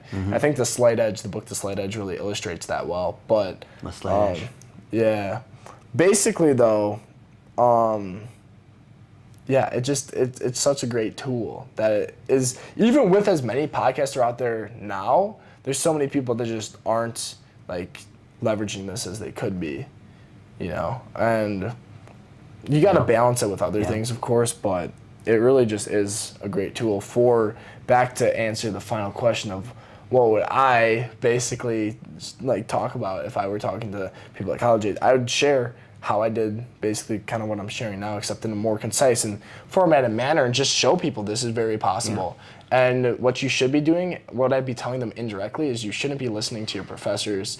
Well, it depends on what it is. You should be listening, if your professor is in a situation that you're happy with and you would like to have done what they've done, or, basically have a life that they have, awesome. However, if that isn't the case, go learn from somebody who has already done it. Amen, amen. So, and I'd basically be showing them how to do that and level up their environments also, just to change their beliefs in positive ways and things of the sort, which therefore change their reality. So now the beauty of video that's being recorded is that we can chop up different snippets of what Gavin has said, and then we can repost it on Facebook, Twitter, LinkedIn, Snapchat, TikTok. Not many professors on TikTok. And then we can target it, because the algorithm, like on LinkedIn, we can target all the professors at Western Virginia University, or University of Louisville in Kentucky, or UCLA, all these other universities that we have a relationship with. And so we can reach the faculty with this video, we can reach the students, we can reach the people who are marketing majors that are juniors and about to graduate in a year with the message that you have. So what's that one message that we can chop up and send to those audiences? If you were to speak to them right now. I would say the main thing is when you level up your environment and you go and consciously find someone who's done what you want to do. And if you don't know what you want to do, find people who respect what they're doing, and you can get around them more and more and get around people who you respect more and more often. And the bigger you can think and the bigger you can basically achieve with those people that you're getting around, you're going to have a better life, because you're leveling up your environment, which changes your beliefs, which therefore goes through and changes your reality. So I'm going to be a keynote speaker at the Integrate Conference at Western Virginia University in 3 or 4 months from now. And I want to bring in Gavin. I'll give a presentation and bring in Gavin live through Skype or Facebook Messenger or whatever it is. And then Gavin can share his piece, and we will refer back to this particular moment to show how connected things are, and how when you live intentionally and you know that your message, when you put it out there on the internet and you target it, that will build dividends over time in the same way you've built relationships over time. So it'll be so awesome to see Gavin either live through Zoom or maybe even in person in West Virginia. Mm-hmm. I really appreciate it. Yeah. And whatever works best, I'm happy to help, and I appreciate that. Yeah. And yeah, it's just weird how the world works, with all this stuff. And some people just might view it as, oh, this is lucky, whatever, this is blah, blah, blah. The main thing is luck is like math. It's amazing how lucky you get when you work hard. Yeah, and work hard at working smart, right? Yeah. Again, because so many people, they might work really hard at, let me go build my relationships. I'm going to go to all these networking events in my local city when they live in Madison, Wisconsin. And it's like, you'll get far doing that. It's Maybe actually a good city. Top social guy in Madison, Wisconsin. What's the competition? I mean, there's competition, but like my point is, you will get far doing that, but you can get a lot further if you work smarter. Yeah. And a lot quicker. I'm not trying to crap on anyone who's in Madison. I mean, yeah, I was in that area, like it's an awesome area. But and there actually are some really smart people there that just aren't that well known yet. But it's like, why, like, that's the thing, is you get punished in life for skipping the line, but you in school is what I mean. You get punished growing up in school at that point in your life. That's what you're taught. And then what you realize is when you disassociate with the way that the education system is structured, you don't get punished at all for skipping the line. You get rewarded. It's like, why? It's called cheating in school, but it's called collaboration in the real world. Yeah, it's funny. So much of what we do would we get penalized for in school as entrepreneurs. Like, We gotta literally, unlearn all that. Yeah, actually, like delegation is, it's actually funny. I feel like I can say this since I dropped out, but like some of my papers had been not delegated.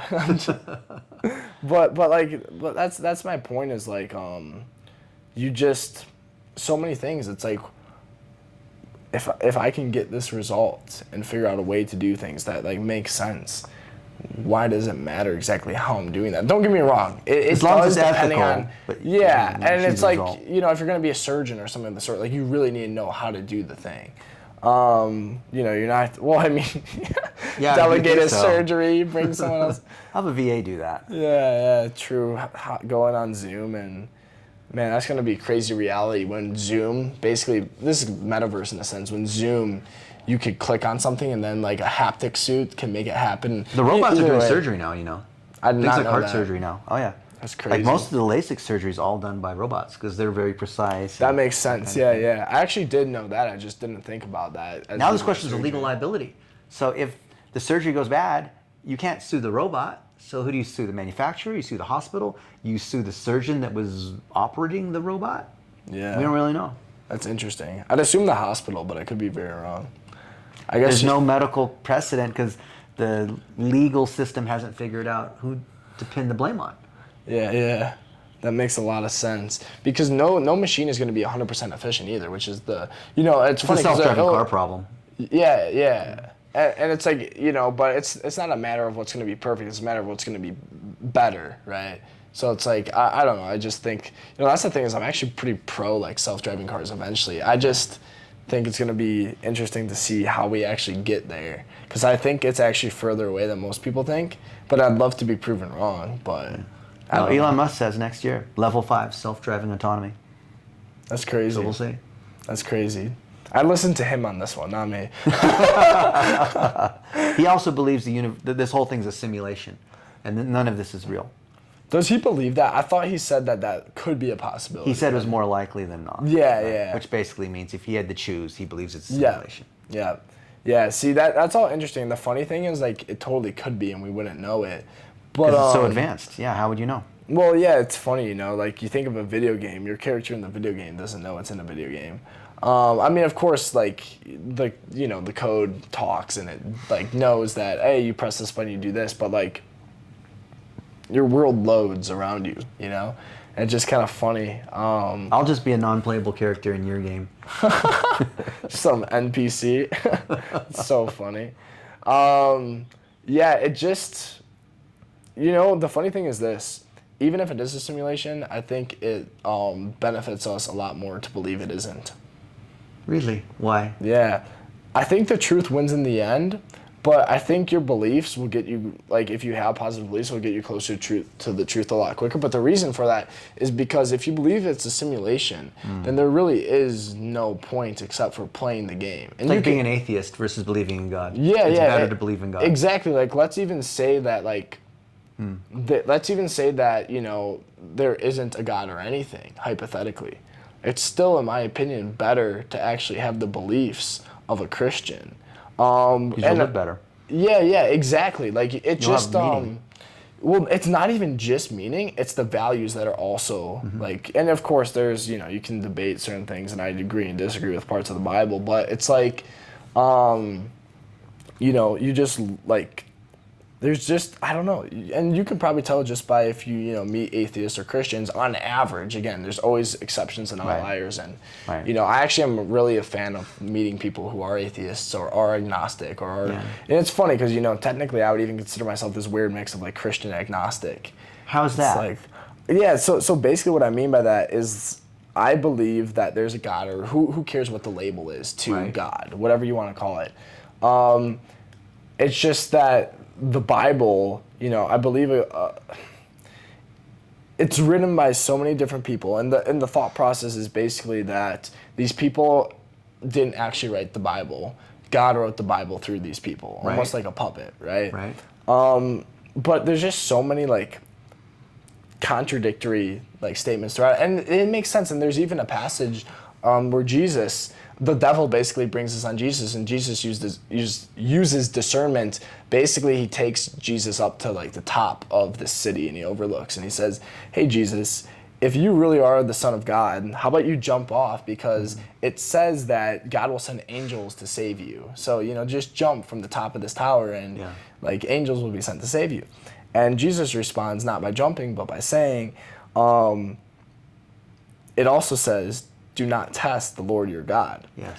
So, he basically illustrates an exact contradiction, but using discernment on like within that. So it just is really interesting to me because I try to use discernment when I read the Bible to not ask myself, how does this make my life more convenient? Like, oh, this would inconvenience my life, let me not believe it. I ask myself, what is actually the best way to live life? Like, when I say best, I don't mean like most fun, I mean most fulfilling. And because I think that's how God wants us to live. That is when I come across certain parts of the Bible where I just have trouble. And my opinion might change. I always say I reserve the right to change my opinion at any point when better information is presented. And I believe, it actually is better. But as to this point, that's why I say that, is because I don't exactly follow any religion or like just a Christian standpoint. And in general, I don't really even like labels. But yeah, I just believe in a lot of the principles in the Bible, but it's hard for me to believe in all of them because I just because using discernment for whatever reason, I just can't feel that certain things would actually You can't get all the way there with reason. It takes some faith. Yes. Do you believe in the devil? Yes. Do you believe in angels? Yes. Demons? Yes. Ghosts? Yes. Aliens? Yes. UFOs? Yes. Area 51? That one I'm kind of like not really sure, but it wouldn't surprise me. Yeah. I'm open-minded too. Just because there's not stuff in the Bible doesn't mean it didn't happen. Yeah. Not that we want to get all political and religious, but and I'm not a Bible expert, but at one point in my life, I had to dive deep into the Bible, and I was reading it 6 to 8 hours a day for months.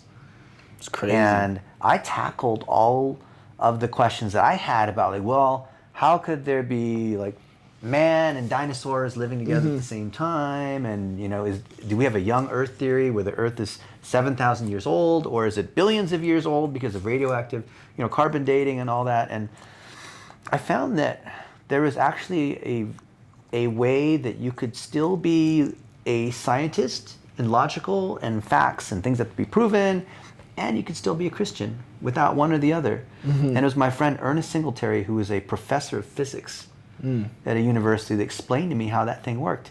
Because we're taught these things in Sunday school, which are just these puppets that are easy to knock over. For example, I'll give you one example. Yeah. And there's hundreds of these. I went deep into this, and I found there's a lot more. Like, when you really dive deep, there's way more than you realize. More than, like, there are just lifetimes of study on just Moses and the flood, just on the archaeological evidence. So when you look in Genesis 1, where it talks about in the beginning, there was the heavens and earth, and the earth was formless. So in the original Hebrew, God never creates anything formless. Everything he creates, it's God, is perfect. So if the earth was without form, that means that the earth was massacred somehow. It was destroyed.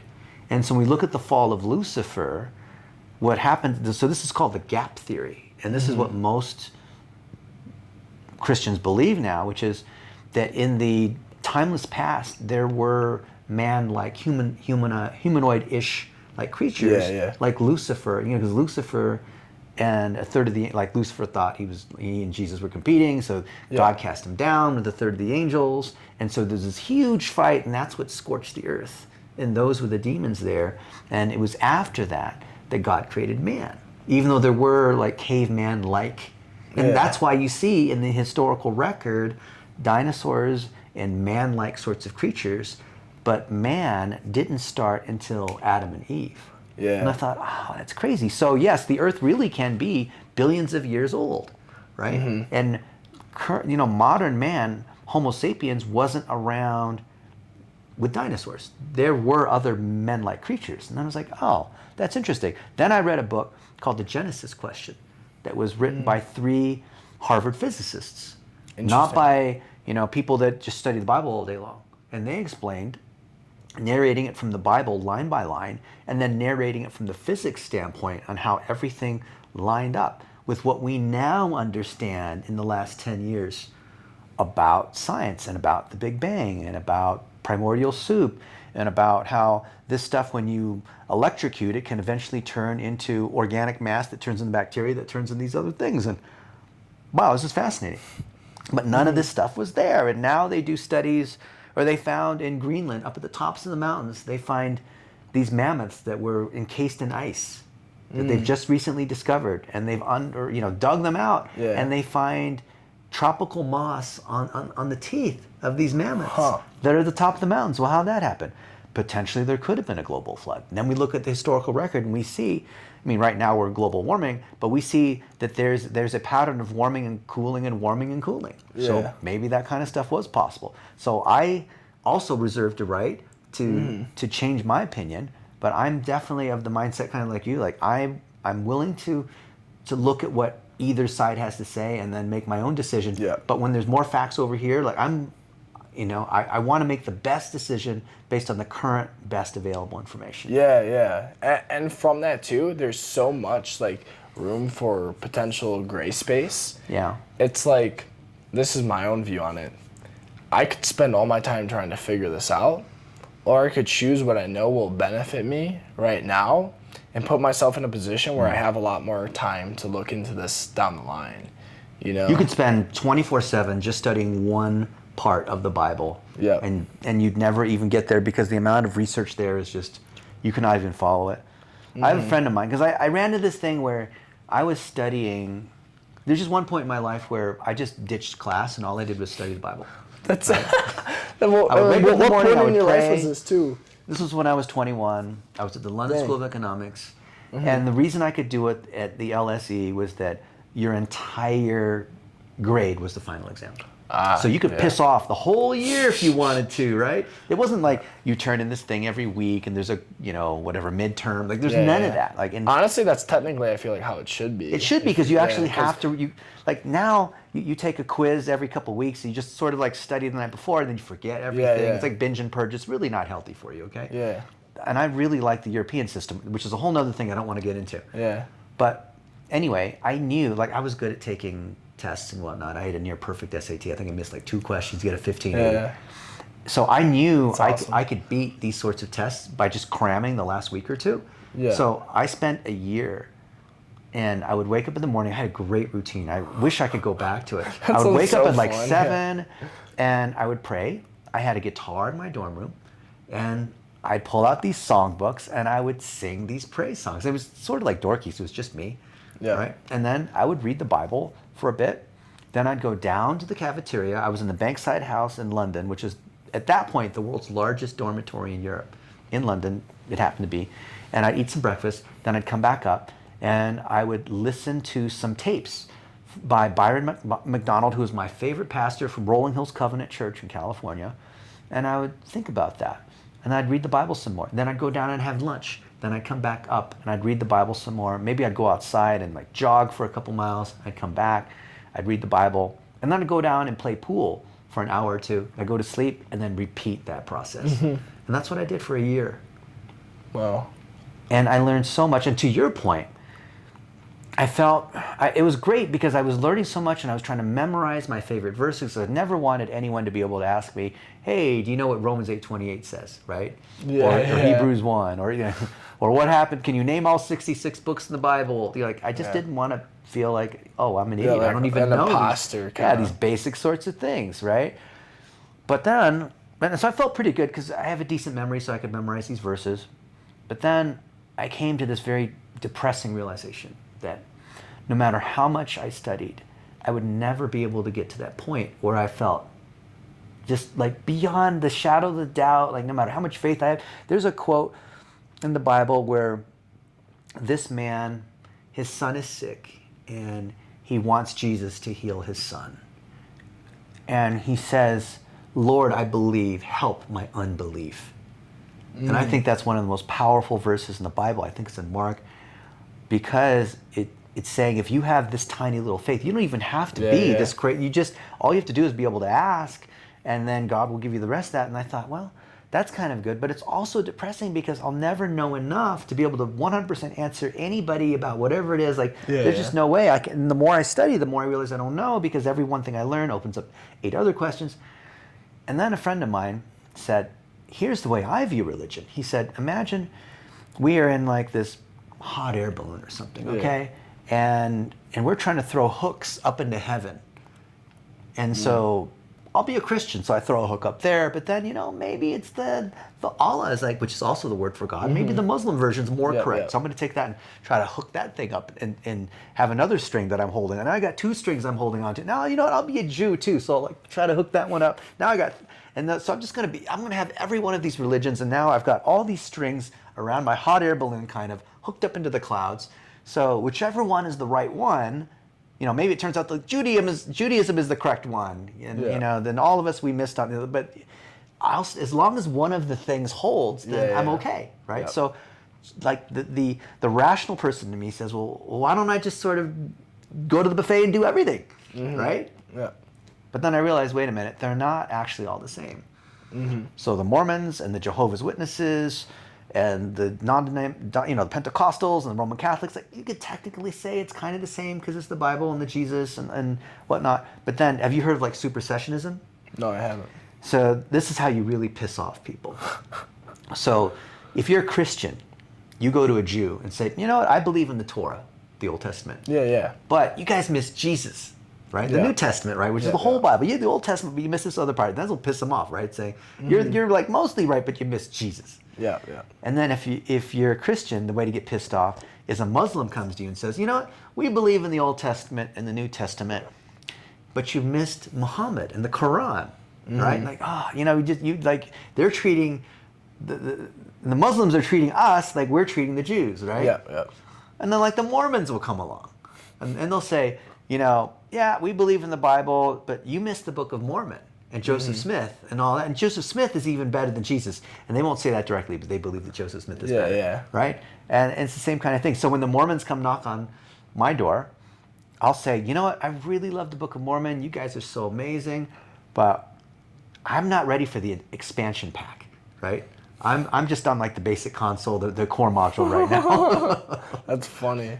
So that's my view of religion. It's like, as long as you have the main console, I think you're good. Yeah. Maybe you don't have all the expansion packs, but Expansion packs. The DLCs. Yeah. That's funny. I'll probably offend some people saying that. Yeah, I mean, I always think you'll offend people doing anything. The best way to get no criticism is to do nothing at all. Yeah. It's like, we're here clearly, to share opinions that hopefully help somebody.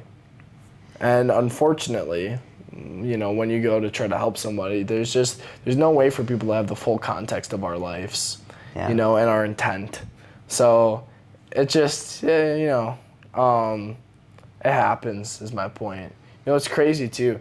I even remember when I first started, excuse me, I almost had to like burp there. When I first started putting out content on YouTube, I was kind of shocked by, like things that I thought would get no hate. And I really honestly haven't For Future Billionaires? No, this was just for Gavin Lira. I made a YouTube channel when I was in high school. And I didn't talk about business because at that point in my life, I didn't want to talk about something I didn't know much about, So I just didn't, I didn't want to be known as someone who's just speaking out of their butt, So I was like, let me just talk about what I do know something about at this point in my life, which is living a fulfilled life. Because I live a fulfilled life. So I'm like, I have something that I could help someone with this. Just so basically things about that. And it's just kind of funny, just how so many people, I would get criticism from that at school from, a certain group of people. What were they hating on you for? Really just, I guess for just that it was, cringy or, trying, something. I don't even exactly know what I was being hated on for. It was just kind of making fun of it. Like for an example of this would be I'd make a post and like everyone in this group, like in a group chat, would comment on the post like, "This is epic," like all at the same time. Like, and Is that bad? Or is that making fun of you? it's like the sarcastic, like, okay. "Oh, this It's is not so really epic." Okay. No, not epic at all. Right, Like, right. like that was which is what they're saying, and Right. so it's basically just like, "Oh, like this is like cringy." So but the funny thing is like, I really hate the word cringy personally, like, and people using that. The reason why I say that is because it's like, you have to get uncomfortable to make progress. Yeah. And so many people that would say that are people that aren't doing things. And really what you're saying is coming from your own insecurity. Because if you were super secure, like, you don't really care how somebody else, looks throughout something. But either way, that's just a side note. But my point is, I was just very surprised on some of the things that I said. I thought were gonna almost be like bulletproof. Like, no one could like make fun of this topic, But Well, it's the internet. Exactly, and that's my point. Is there's always gonna be people that hate just because it's impossible to know the full context of things, and a lot of those people too. If they're hating, and that's different from disagreeing with something, clearly, but you can't be in a good place in your life to take time and energy to go say, like, make fun of somebody online. Like, I've left in the course of my life 0 comments like that. At least I hope so. I mean, from the top of my head, I can't think of any, Well, that's because you're a good guy. Yeah, but You don't have time for stuff like that. well, the thing is, I'm a good guy. I'm really thankful for my upbringing. Because so many people, they have, like, parents that, whatever it was that, like, potentially just like just didn't love them in a way that made them feel significant, so that they need to prove their significance by showing other people they're not that significant. It's like, Hurt people. Yeah, exactly. So it's like they're trying to have the biggest skyscraper by tearing down other people's skyscrapers instead of building theirs up. Which is a losing game in the long term. It can work in high school, because you have enough people around you to where you can tear them all down and still have a bigger skyscraper. But as you go into world and just life, like, you can only do that you can't spend, the only strategy is to build the biggest skyscraper. You don't have the time and resources to tear everyone else's down. And it's also just a terrible, like, way to live, but. Yeah, it's a crab in the pot thing. So a mentor of mine told me something that reframed how I thought about haters. And I wanted to share this with you guys and see what you think. He said that the bear that has its paw in the trap and is in pain, when it lashes out at you, it's not because it's mad at you, it's because it's a reflection of the inward pain they have. So think of these other people that come from broken families, or their wife yelled at them, or they're just like bad things are in their life, and so they're feeling pain. But most people, when you see them, they're trying to hide this pain. Right? Everyone's trying to pretend like everything's good. But if you could actually see the kind of nonsense that people are dealing with, it's as if these people have gunshot wounds and they're bleeding, they're handicapped just like they're in wheelchairs.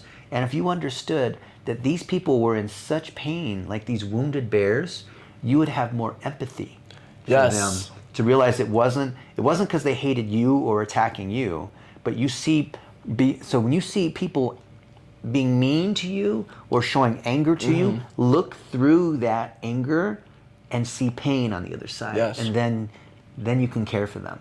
Love them and realize what's actually going on.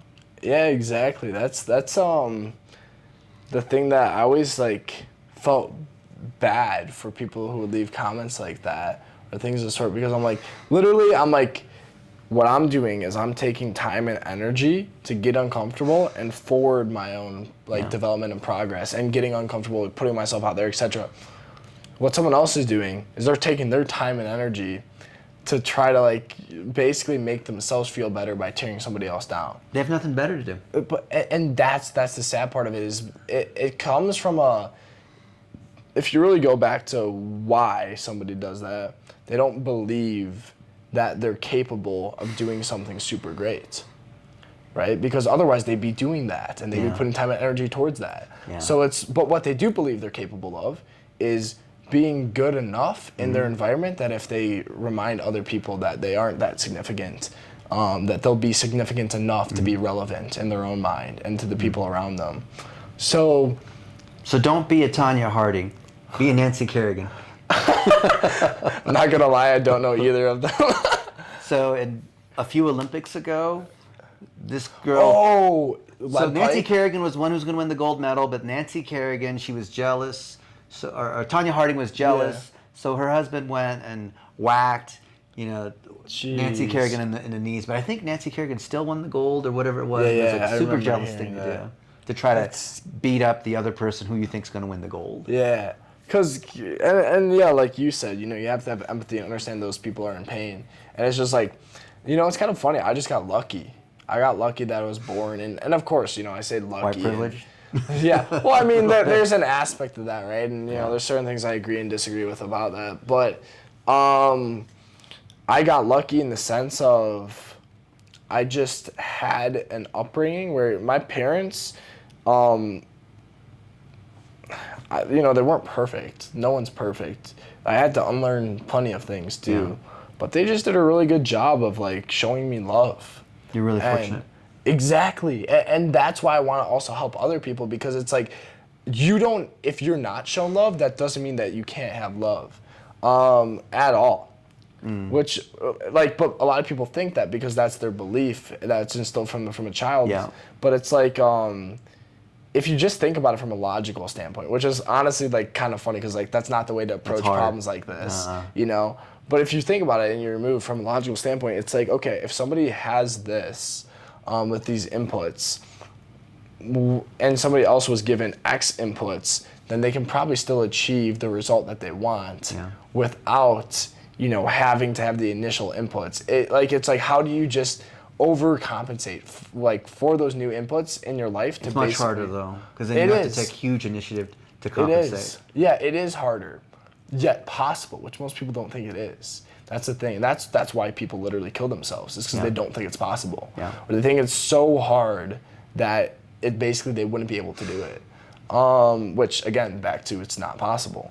And yeah, like even a friend of mine, for 24 years of their life, they said they remember since 6 years old. They're about like 31 now, actually, so technically maybe 25. But for 24 to 25 years of their life, they hated themselves. And every single morning, they said that they would at least think about killing themselves at least once a day in the morning. It's horrifying. And the thing is this, they had a really tough, this person was kidnapped when they were younger. They were lit on fire. They had basically a verbally abusive situation. They were grown up in a town that was very racist. And they just went through the ringer. And they now, for the first time in their lives, will tell me, I actually don't think about killing myself. I actually love myself, on the inverse of that. What was the shift? So, okay, now we talk about how environment's important. Yeah. I'll share this because this is something that is fine being shared publicly, but Kat, her name's Kat Moningo, we work together. Yeah. And know how I said, I know things that make me fulfilled? I'm not here to take credit for that. All I did was just have basically Kat in this environment where there's me and, other people who are on this journey and who are actually fulfilled. And she was able just to observe, ask questions, and literally because of that, see oh wow, these things aren't true. And the main thing is this, she learned that loving yourself and having an amazing life is a choice. It's that simple and complicated at the same time. That's huge. It's literally, most people don't think it's a choice. That's the thing. They think you either have it or you don't. Yeah. But it's a choice. And a lot of times we lie to ourselves because it feels better to be angry or to stay in the comfortable at this point state of the world's unfair. This is unfair. Yeah. Well, what if that's all true and as equally untrue as it is true? The weird paradox of life. Yeah. Literally, it's a choice if you want to live a fulfilled life. It's a choice if you want to love yourself. Loving yourself is literally a choice. And that's the thing is but the thing is this, just like a bodybuilder, if you're skin and bones and you start lifting, you're not going to be benching 300 pounds overnight. Right. right? And especially if, let's say you're, you know, someone who is 500 pounds and your goal is to become, you know, 180 pound, you know, just like sculpted, whatever. Yeah. You now need to lose your weight and gain muscle. And so like, my point is it takes longer. Yeah. So it's unrealistic to expect, and this for Kat, you know, it happened, honestly, it's crazy though, the amount of time it happened in. Luckily, our minds, even though they're, you know, I don't want to take this too long because I don't want to also put pressure on other people to like feel like, oh, if I don't have this by this certain time. But for Kat, it really took around like 8 months for her to. That's pretty fast. Exactly. That's why I'm saying like that might not be realistic for other people. But like my point is, when you live in the truth and you choose to live in the truth because it's a choice. Yeah. And you stop like lying to yourself about the reality of things. Because you gotta take responsibility though, that's tough. Rather just blame you. Exactly, or blame whoever. It's so much easier to blame anything, but like when you realize that the only person keeping you from being unhappy is yourself. Limiting self-beliefs. Yeah, limiting self-beliefs. Also, doing things like holding on to things that you don't need to, right? If you're trying to run a marathon, you know, and you have a backpack filled with bricks, it's going to be hard to run that. Like, how can you take the bricks out, and the bricks in this metaphor represent things like, you know, like not forgiving people. They represent things like, you know, just being angry. Like, all those things slow you Tons down. Of baggage. Exactly. So, and it's hard to forgive people when literally you had, you know, hypothetically, parents who, you know, might have abused you. You had these, but the thing is, you know what the funny thing is, and this is going to sound so bad, but hear me out. Say it. So if I had the biology and upbringing of Hitler in his environment, I would have been Hitler. And it's like, when you understand that, it allows you, for the parents that abused you, whatever it was, to understand that these people clearly were not brought up and raised well themselves. And there needs to be somebody who breaks that chain amongst, and they literally, as bad as it sounds, were doing their best with what they knew, which clearly might have not been good at all. So you think environment's more important than personal choice? I think environment dictates personal choice. Because if you're... So that you don't have any choice. So you don't have any responsibility. So you just blame all sorts of things about bad parenting and things that happen. So you choose, though, to be in that environment. You can choose what environment you go into. So it's the choice to make sure you're in the right environment. You don't choose your parents. So you don't choose your upbringing to a certain point of your life. However, after you get to a certain point in your life, you do choose, which, and I think that's what I'm saying and why environments is so important. I mean, personal choice is really important, but the funny thing is I don't think you realize the importance of personal choice until you have an environment that makes you believe in the importance of it. And by the way, environment isn't just physical, it's also digital. Yeah. So like when I was in high school, one thing that really helped me was Gary Vaynerchuk's podcast, actually. Every single day, well, not every single day, but when I would go to my clients in Madison, when I was a senior in high school, I'd drive there, I'd listen to this podcast on the way there and the way back. I'd just be feeding my mind all these, and there were things I agree and disagree with, and a lot of it I actually do agree with, I think, either way. But my point is, you can make this transformation when you choose to get in an environment that will not allow you to live in something that isn't the truth. If something inside you can wake up and realize that. Yes. And that's all it takes a lot of times is one message or one person to make it, you realize like, fuck, like I've been basically lying to myself, and I've been and the funny thing is, so many people, I'm not trying to sound like I'm some huge savior, but I've actually helped multiple people like who were suicidal and were like different things of the sort, go through and actually live a fulfilled life to this current date. And so many of them used to say, man, I get so angry when I would listen to you talk about this type of stuff. Like, because, and they'd say like, I'd angry because like, you just don't understand. Yeah. Like, you know, you didn't go through the stuff I went through. They're triggered because you're attacking their defenses.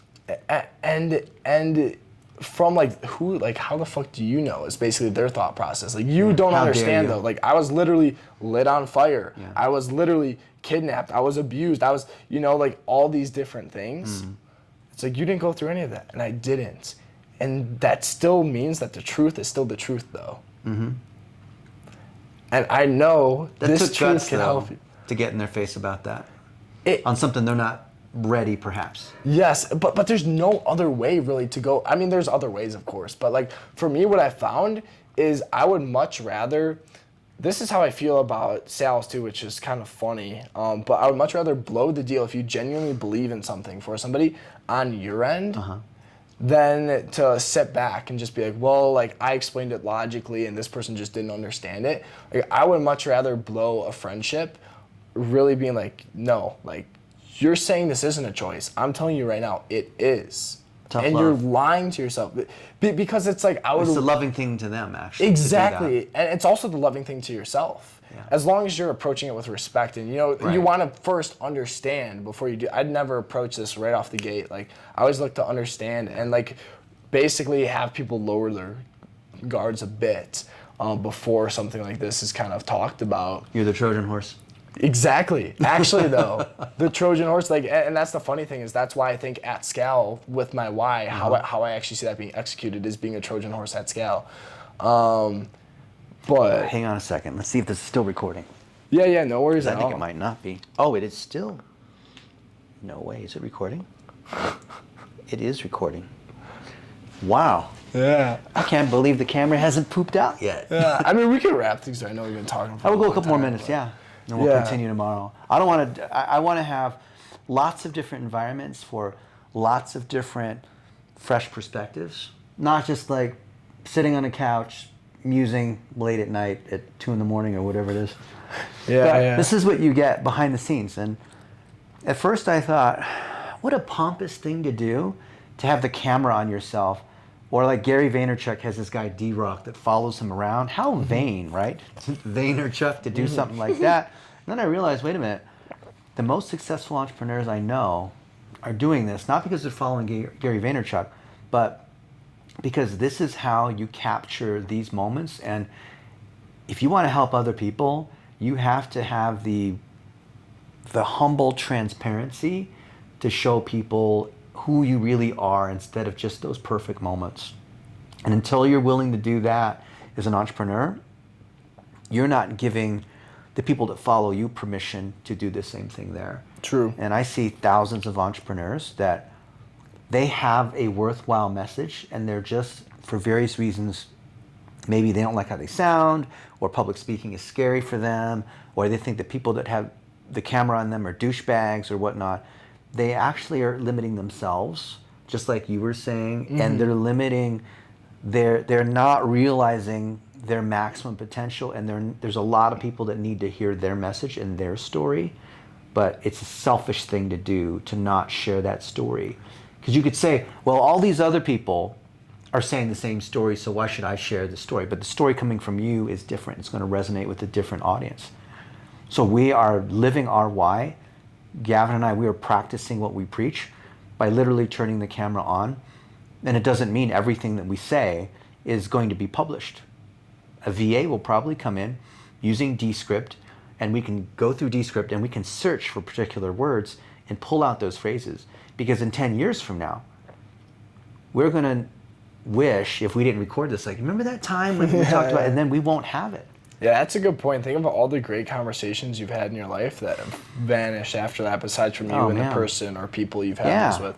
Like, I've had crazy one-on-one time with the CEO of American Airlines, and he mentored me. Why did he choose me? I don't know. But he said, son, you have a smile so bright you could sell toothpaste. Kind of like Gavin's smile.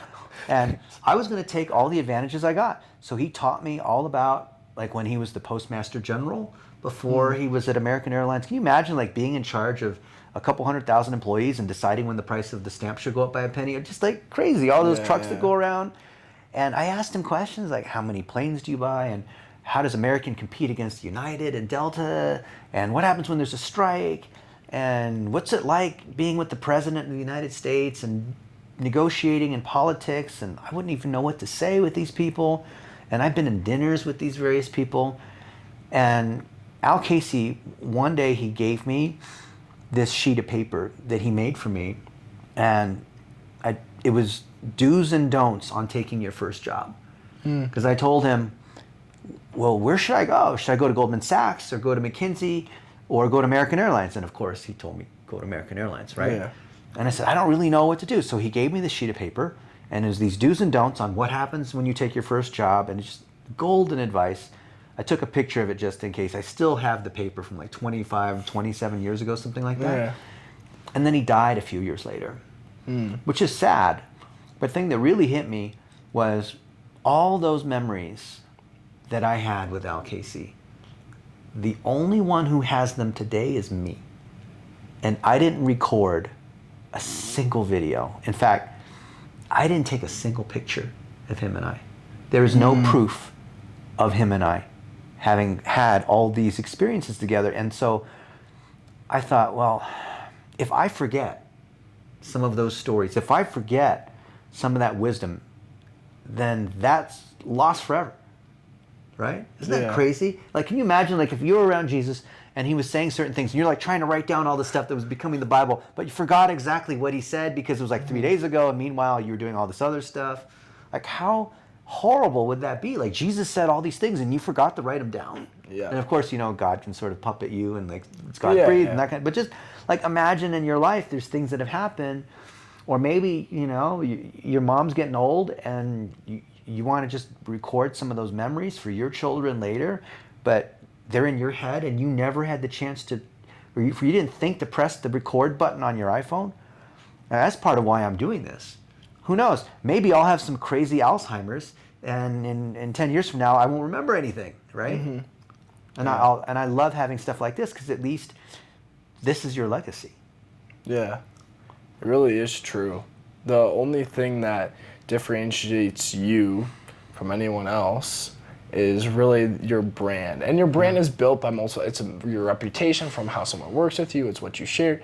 But it's like when you can have something that not only benefits you in the short and long term, but really benefits a lot of other people as well. It's just a really cool thing. And that's also one of the reasons why I love business and why what you said is so important, to just have a camera where you're going, because otherwise you do all these, you basically spend all this time and energy, and a fraction of the people get to experience it compared to if you would have leveraged technology and the blessing of it that we have today. Yeah. So think about the experiences in your life that don't just hold selfishly inside, but you can share with other people merely by pulling out your iPhone and recording those particular moments. And I'd like to hear from you right now what you thought was most interesting about what Gavin has shared or what I have shared. Let us know in the comments. We're monitoring comments. We'd love to hear your feedback. And that helps us understand more content that we should create and better ways to be able to help you. Maybe there's some question you have that either we or someone in our network can help you on. Maybe there's something that you've been struggling with. And the same is for me, where there's stuff where I don't even know what I don't know until I ask a friend and then they reveal something to me that I go, of course that's the answer. Mm-hmm. So even though we're electronically, whatever, a few inches apart, you're literally just one click away from somebody who could give you advice or make an introduction that could change your life. That's perfectly said. So really just appreciate your guys' time, and really, like Dennis said, let us know what the number one thing that you got out of this was. It would mean a lot. And just really appreciate it and very grateful for it. Awesome. Looking forward to your comment. And if you've got that thought, I would encourage you to go ahead and leave it, because it may be later you're like, you know what, I should have said something then. And it's always that moment that you regret that causes you the pain. And it costs you nothing to reach out. It costs you nothing to make a comment. And maybe that comment is something that someone else has a question about or struggling with, and then they can learn from what you asked. Because the odds are, if you have a question, there's 100 other people that have that same question. That's true. But a fraction of them only have the guts to ask the question. And the people that win, just from my experience, I've seen, this is a good point, are those who literally take the action. Just like Gavin said when he reached out to Stephen Smith and makes a video to ask someone to be on their podcast or ask for advice. That, I think, is one of the key differences on why Gavin is so successful and his firm is working, and how he's able to build such a great network at such a young age is because he did literally just one thing. He reached out in a personalized, empathetic kind of way. And we've spoken at lots of conferences and other places between us, and I can tell you that we give a lot of advice, and what % of people actually follow through or take action on it? Yeah, very, very small. Like so, 2%, 1%? Yeah, probably like 1. Yeah. If that, like you said earlier. But Yeah. Well, there you go. Love you guys. Love to Amazing see your talking. feedback. All right, press stop. And we're done.